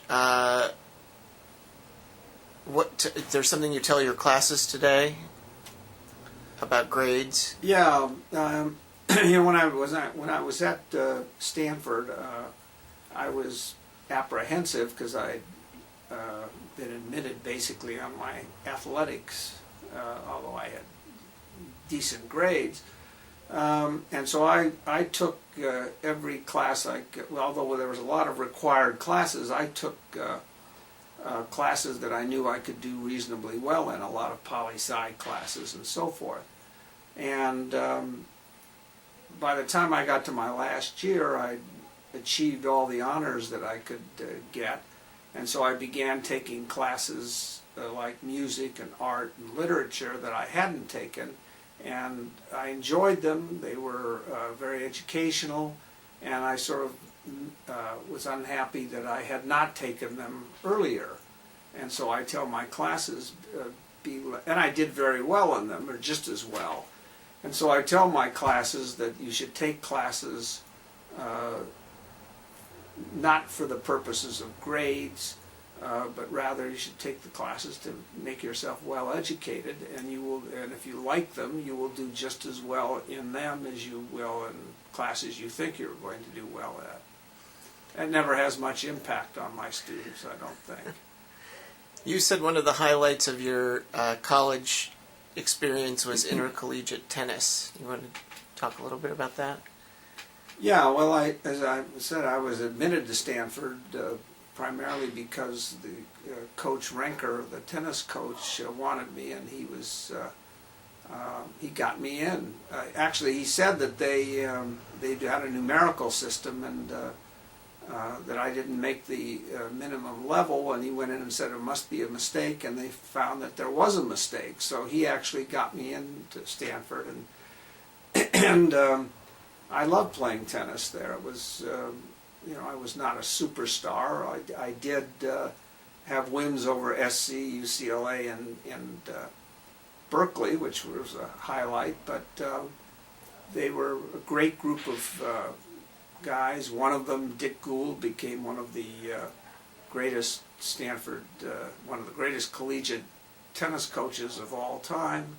Others became lawyers and doctors, and they were really an outstanding group of people, and we had a lot of fun together, and it was a great experience. I know we're bouncing around a little bit here, but just to follow the transcript, you talk about a trip you and Richard Blake took the second year in law school to the South. Yeah. What year was that? Let's just so we know when we're talking about. That was 1962, and Blake was coming out for a summer job at Gibson, Dunn and Crutcher, and we decided to drive to Los Angeles, and we drove through the South. We went to Dayton. I insisted we take a detour to Dayton, Tennessee, where the Scopes trial had taken place, and I sent cards from there saying, "You'll never make a monkey out of me." And we went to Birmingham, and we saw segregation. It was shocking. I mean, we saw the blacks riding in the back of the bus. We went to a gas station one time, and we saw that a young college boy, a black, they wouldn't let him drink from a drinking fountain. They insisted he use a cup. And then I noticed that they didn't have any problem letting dogs drink out of the drinking fountain. So it was very worthwhile seeing this disgrace in our history. There were a couple of references to the military and Air Force JAG and Amarillo. After graduating from law school, I decided that I'd have to probably go in the military because I was a year ahead of myself, and so I went up to the director of selective service, and he had been the same director of selective service when my father was desperately trying to get into the military in World War II, and in fact he was the one who I think, left the room and let my father memorize the eye chart so he could get in. So I went up to see him and I said, how do I get out of this? And he said, well, wait a minute. He said, your father fought to get in, and now you're trying to get out? And he shamed me into enlisting. And I enlisted in the National Guard and did basic training in San Antonio, Texas at Lackland, and then served a period at Amarillo Air Force Base, which was freezing cold. We was 20 below zero sometimes. And it was... it says here that you couldn't get into the Air Force JAG program.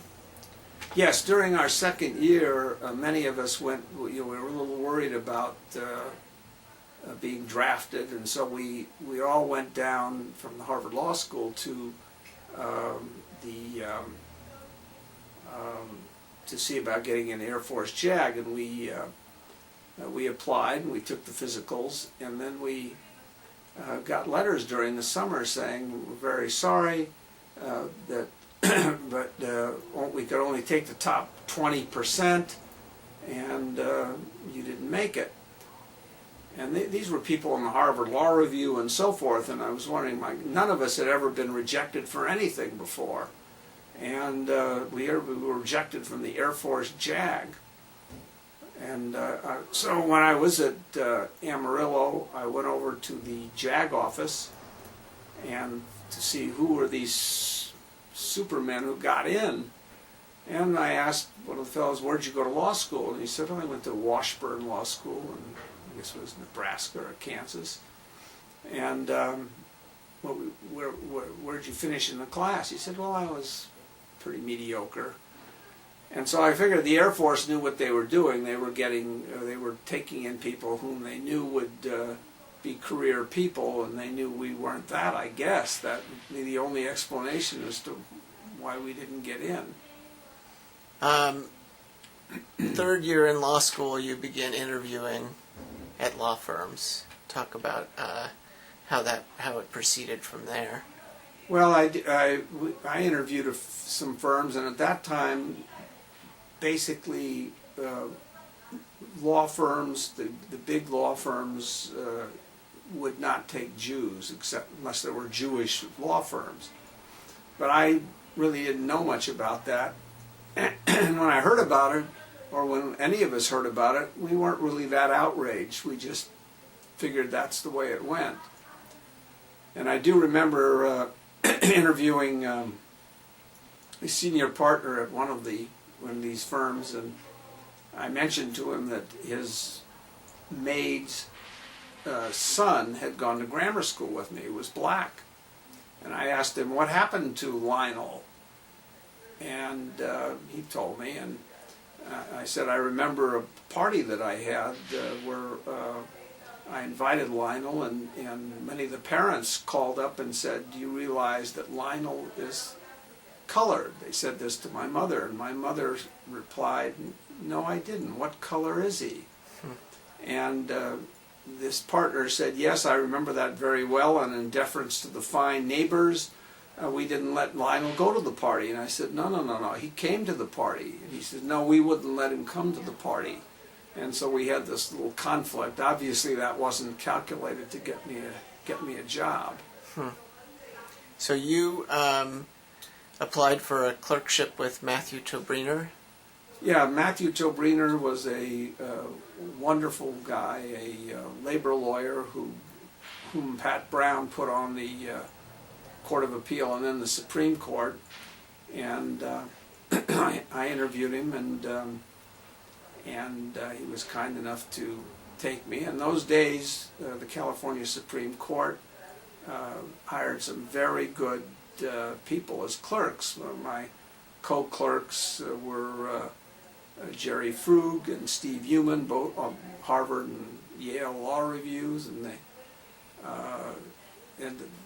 Frug was a teacher at the Harvard Law School and became a teacher at the Harvard Law School, and Human was a Rhodes Scholar and became a U.S. Supreme Court clerk. So we had a first-rate group, and also one of my co-clerks was Edmund G. Brown Jr., Jerry Brown, who later became, as you know, governor.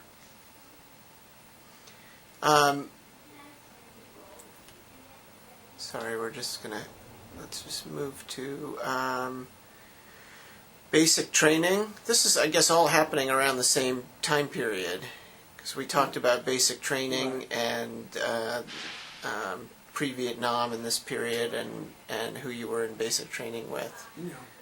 Well, that's going back in basic in my military.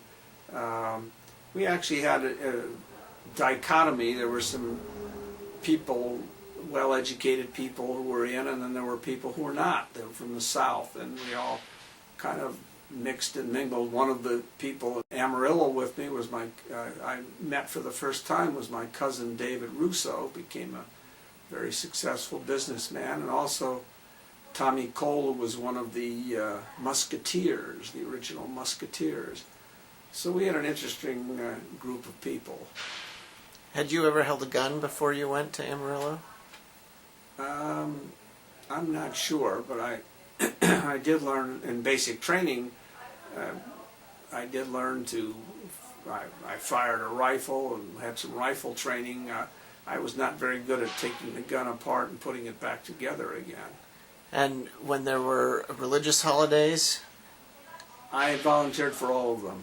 I was a Jew on Jewish holidays, a Catholic on Catholic holidays, and Protestant on other Christian holidays. And you were a clerk? I was a clerk typist at Amarillo. I actually learned to type pretty well there. It did me some good. And I volunteered in the legal office. I'd take off my coat, and they didn't know that I wasn't an officer. And people would come in and ask for legal advice, and they had no books, and they would ask some of the darndest questions. You know, I bought some tires in Texas, and the tires became defective in Oklahoma, and I wanted to exchange them in Kansas. So, what do I do? And usually I'd end up saying, well, that's a new and interesting area of the law. There are no clear answers. But it was very tough to give legal advice, A, with no books, and B, with these kinds of very practical questions, which we really hadn't dealt with in law school. In this day and age, people don't normally enlist in the military. What was going on then, and why did you feel it was important to do that? Well, in those days there was a draft, and so unless you made it past a certain birth date, and many of them did. They, for example, had I won a Knox Fellowship, and I just missed by one, and I could have gone to the London School of Economics. I was admitted, notwithstanding not having the Knox. And you get by a certain age, you're immune from the draft, or exempt. But I don't know. At the time, I just thought that if I had any political ambitions, that a military background would be helpful. And for one reason or another, I just did it. You were in Amarillo at the time of the Kennedy assassination. What do you remember about it? I remember that the jets or the bombers that were at the Air Force Base scrambled at the time. We had heard about it, and we were all transfixed to the television set. And actually, I wasn't in the room, although I saw the replays. I heard the screams when Oswald was shot. And how did the appointment to the Warren Commission staff come about? I had time between when I was being released from the military and the clerkship, and I was just going to work at Mitchell, Soberg and Knupp, where I'd been hired, and then take the clerkship and then go back to Mitchell, Soberg and Knupp. But I had that time there, and I knew the Chief Justice, and I wrote. And originally I wrote to see if I could serve some capacity on the Warren Commission staff. And originally I got a letter from J. Lee Rankin, the General Counsel, saying, you know, we don't have any need for anybody at this time.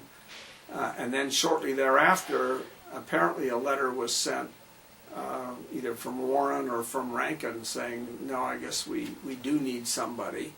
And I didn't get the letter. And I think Warren called my mother and said, how come he isn't responding? And I hadn't gotten the letter, but I was delighted to accept the opportunity.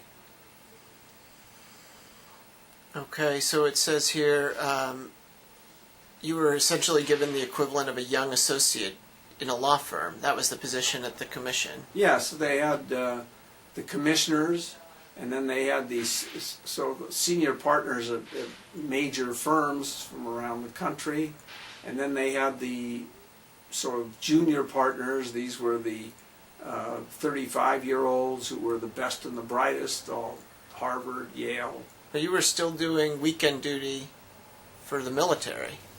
Yeah, that was a problem. Actually, when I got out of the Amarillo and I went to the Air Force Base, I had one weekend meeting before I was to go back to Washington, and I was going to fly red eye on Sunday night back to Washington. In my military uniform, I had orders cut so I could fly for free. I didn't realize the commission would have paid my way. And so I went out to the base, and they said that I was assigned to KP, and I said, you know, I'm going to be at the, I'm flying tonight. I'm going to the Warren Commission tomorrow. And they said, you've got, not only do you have KP, you have pots and pans. And so I was pretty grimy, and I flew back after this humiliating experience, and at 9 o'clock in the morning I was ushered in to see Chief Justice Warren, and it was quite a change, and he welcomed me and said, told me that truth was our only client. And that's how you started. And did you have assumptions about what had happened in the assassination? Well, I think they started off with the FBI report, which came to the conclusion that Oswald was the assassin, and that they found no evidence of a conspiracy. So that was sort of the original information. Our job was to find out if that story was the true one or not. And I think all of us were trying to be devil's advocates or to find something. I mean, that would have been quite a historic role, and so that I think that was our object, to to find the truth. And everybody convened in Washington on this mission to do what? What was going to happen? Well, the mission was to investigate and what had happened, and to ascertain the truth as best we could. And how did that work? How did you do that? Well, the commission staff was divided into areas, one that concentrated on the Ruby killing and Ruby, and one on the Oswald's background, and one on foreign implications and other areas. And I was sort of being the sole associate, was given assignments by virtually everybody on any subject that came up. So I crisscrossed across these fields. So what was your assignment exactly? Well, I had a number of assignments. One, starting off, I helped develop the subpoena form and determine what our legal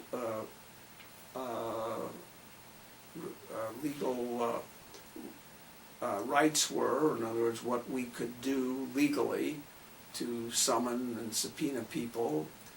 And I also worked on a number of matters. I worked on Oswald's marksmanship. I worked on, I dealt with his finances.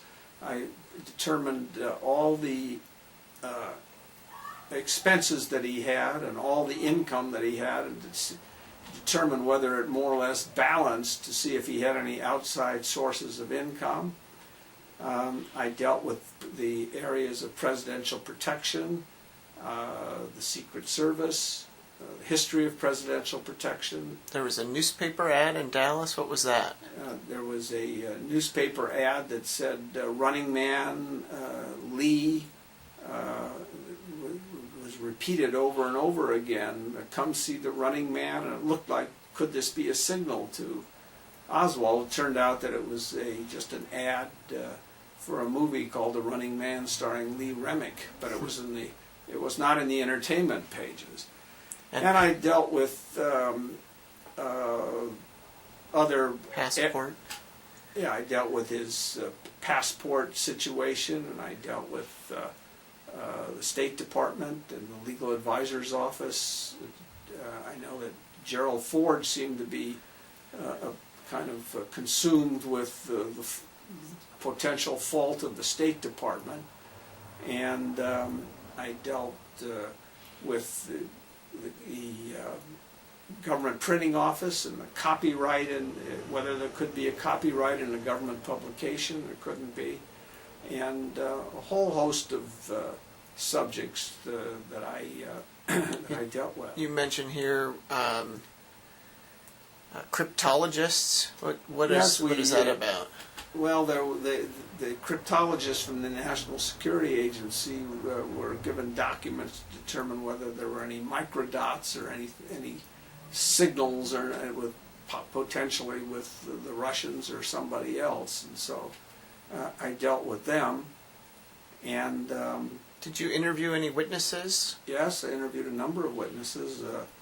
I remember one that was sort of interesting. There was a couple of ladies in Solvang, California, and there was a picture when they were on a tour of Russia, when they were in Minsk, and one was taking a picture of the other, and in the background was none other than Lee Harvey Oswald. And I wondered, I had them authenticate this picture, but I wondered, how did we ever come up with this picture? And apparently, in those days, either the CIA or the authorities would ask people who've been to the Soviet Union to provide their pictures, because that was one source of information. And I guess whatever agency had these pictures went through them and found this picture. It was like a needle in a haystack. What did the ladies, how did they respond when they found out Lee Harvey Oswald was in their vacation snapshots? I don't recall, but they did authenticate the picture itself.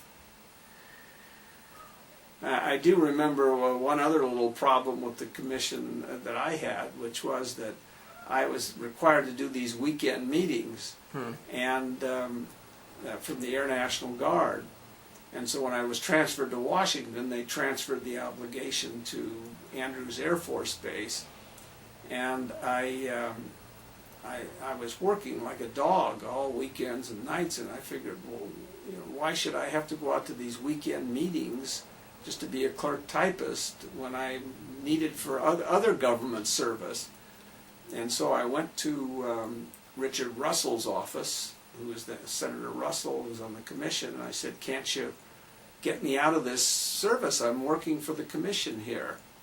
And the best they could do was say, well, that they will defer the meetings, but I'll have to make them up. And I was accumulating so many meetings that at some point it got to be, before the commission report was finished, I had to leave in order to get back to California to make up all these meetings. It was and somewhere during this all this period, you got married. Yes, I did. I took off on a Friday, late Friday, and went to Worcester, got married on Saturday, and everybody at the wedding was from Los Angeles, was quite interested in getting out of the wedding to go see UCLA on their first NCAA championship basketball game with under John Wooden.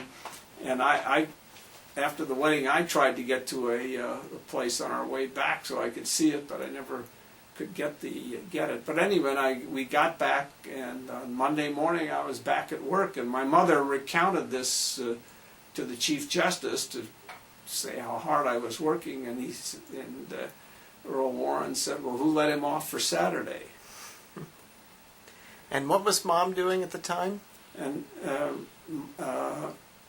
your mother was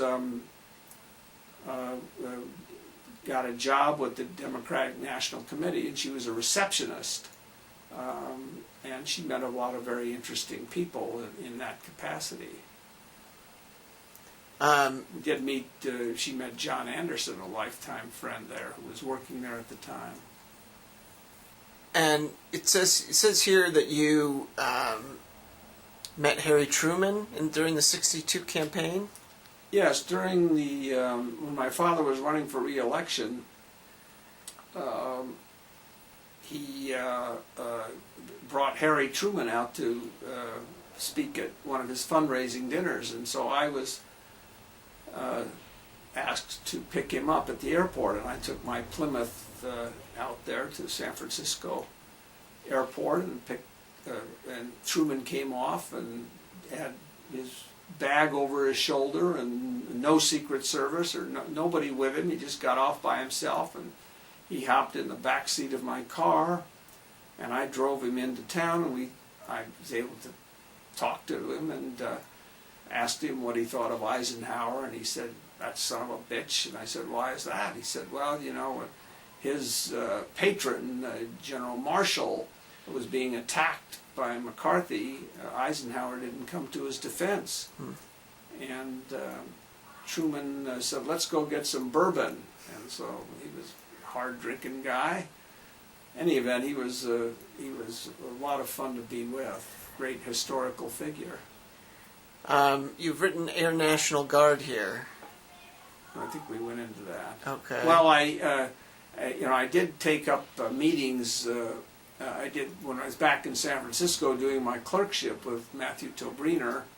I did have to go to these weekend meetings there in Hayward, California, and ultimately we found out, or at least I found out, about the opportunity to join the United States Naval Reserve as a JAG officer, and so I did that, and I became a JAG officer in the U.S. Naval Reserve, and that was quite now being an officer, it was a great experience. And when we got to Los Angeles, our unit would meet once a month for lunch at the county courthouse, which was certainly less onerous than going out to weekend meetings. And we also were flown back and sworn in before the U.S. Supreme Court. 64 Senate.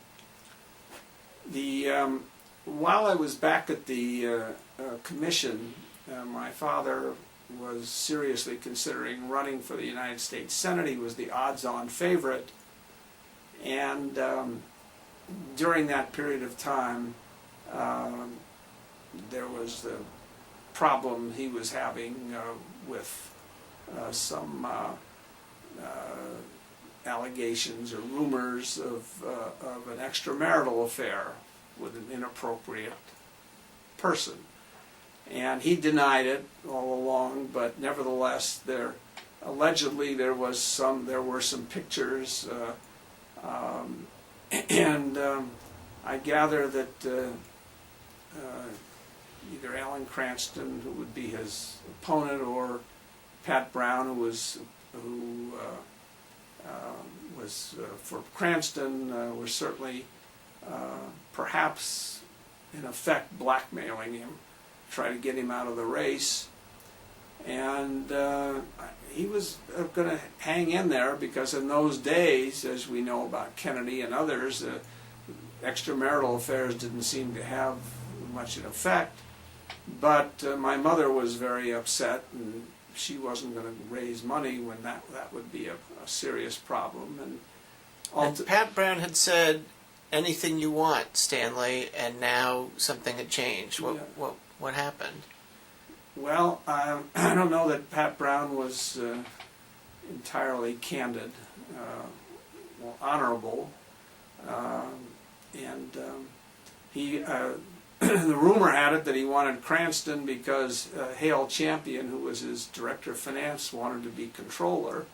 I don't know what the reason was, but in any event, it was certainly inappropriate, I thought, to treat a person who had helped him out so much and stuck by him in this fashion. But I guess that's politics. And ultimately my father decided not to run, and Pat Brown put him on the Supreme Court, but my father expected to be named Chief Justice, and Brown named Traynor Chief Justice, and my father as an Associate Justice, and that infuriated my father. I think he really went in and berated Brown for that. And you asked Stanley at some point if he was angry at Pat Brown. Yeah, I'd say, at some point I said, aren't you angry with and dislike Pat Brown after what he's done to you? And he said, you can't dislike Pat Brown. And I think Pat Brown was an engaging figure and personable and sort of lovable, and notwithstanding what he did. He also, it turns out, people have shown me some memos from the Lyndon Johnson Library in which Pat Brown had called Lyndon Johnson and said, I got Stanley Mosk out of the race, and I don't want to tell you how I did it. And Johnson said, yeah, I know. And also there were some stuff from the FBI files that showed that Pat Brown was, when talking with FBI agents, was less than flattering about my father. So he did not treat my father very well. We talked a little bit here about your clerking period. Do you remember any of the cases that you worked on when you were clerking? Yeah, it was a great experience working for Matthew Tobrino. He was a wonderful person, very great jurist. And at that time, it was the era of Dorado, which was the forerunner of Miranda, in which defendants have to be advised of their rights before being interrogated, or suspects. And so we had a number of those kinds of cases dealing with Dorado and its retroactivity. I remember one case where the defendant was virtually caught red-handed. He'd murdered a couple of sailors for very little money. He had confessed. And he hadn't been given his warnings, and then he testified and basically confessed. And Justice Tobrino wanted to reverse, or did reverse, on the grounds that hadn't been advised of his rights, and it was the in-court confession was the fruit of the poisonous tree, so to speak. And I said, gee whiz, I mean, is there no limit to this? I mean, the evidence here is just so overwhelming. But he stuck with the principle that had to be applied. We also had a case in which I became interested in called Ballard, in which a dentist was accused by a patient of sexually abusing her, and it was his word against hers, and he asked that she be compelled to submit to a psychiatric exam. And I I felt that under these circumstances, the trial judge ought to have the discretion to compel a prosecutrix to submit to a psychiatric exam, and if she didn't, then the defense would at least be able to comment upon it. And that's the way the court finally ruled. This became very controversial, and the women's groups were outraged, and ultimately they got legislatively overturned it. I remember arguing with Governor Duke Majan about it. He was Attorney General at the time, and he said, well, you wouldn't require a teller in a bank robbery to submit to a psychiatric exam. And I said, no. I said, but I think these sex cases are different. If there's some evidence that the prosecutrix has some psychological or emotional problems, I think the defense is entitled to pursue it. But that didn't prevail. Now, having served quite a bit of time as a judge, how do you feel about Tobriner's position in the Spencer case? Spencer being the case in which he reversed when the evidence was overwhelming. Well, this day and age, we are more aggressive in applying the harmless error rules, and so I'm always a little leery about the harmless error rule, as was my father. He felt that the court would affirm convictions all the time when on the basis of harmless error.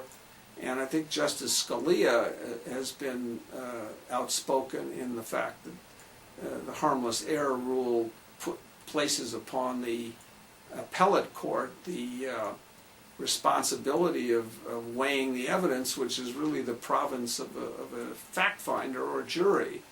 But nevertheless, it's an established part of our law now, and it is widely applied. After the clerkship, you went to Mitchell Silverberg? Went to Mitchell Silverberg and Knupp as a young associate and had excellent training there. In those days, the law firm spent a good deal of time bringing along lawyers, training them, and not worrying so much about the billable hours in that connection. This day and age, law school graduates are thrown right in, and the partners haven't got time to train them, and so they're sort of on their own. What kind of firm was Mitchell Silverberg? Mitchell Silverberg was at that time the largest entertainment firm in probably in the world. It represented studios, it represented talent, it represented agents. Had conflicts probably, but the conflicts didn't seem to matter so much. And one of the lawyers, a fellow named Abe Summer, developed a tremendous music specialty, music law, and represented people like the Mick Jagger and the Kingston Trio and all of the great. I think he did some work for the Beatles, represented studios, A&M Records, and he was really the first big music lawyer in town. Nobody else had paid much attention to that until he brought it in. And we're jumping around a little bit because we picked up here the next day, and the first thing we talked about was the findings of the Warren Commission, and I just wanted to get your impressions of their findings. I thought the Warren Commission conclusions and findings were correct. I saw nothing that indicated anything to the contrary. The evidence involving Oswald was absolutely overwhelming. As to whether there was a conspiracy or not, there certainly was no indication of any conspiracy. And you think about why would, if somebody were to conspiring to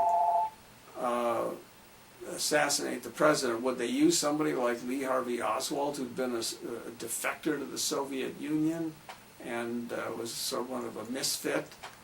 And indeed, the night before he before the assassination, he went to reconcile with his wife and asked her if she would go in with him the next day to find an apartment in Dallas.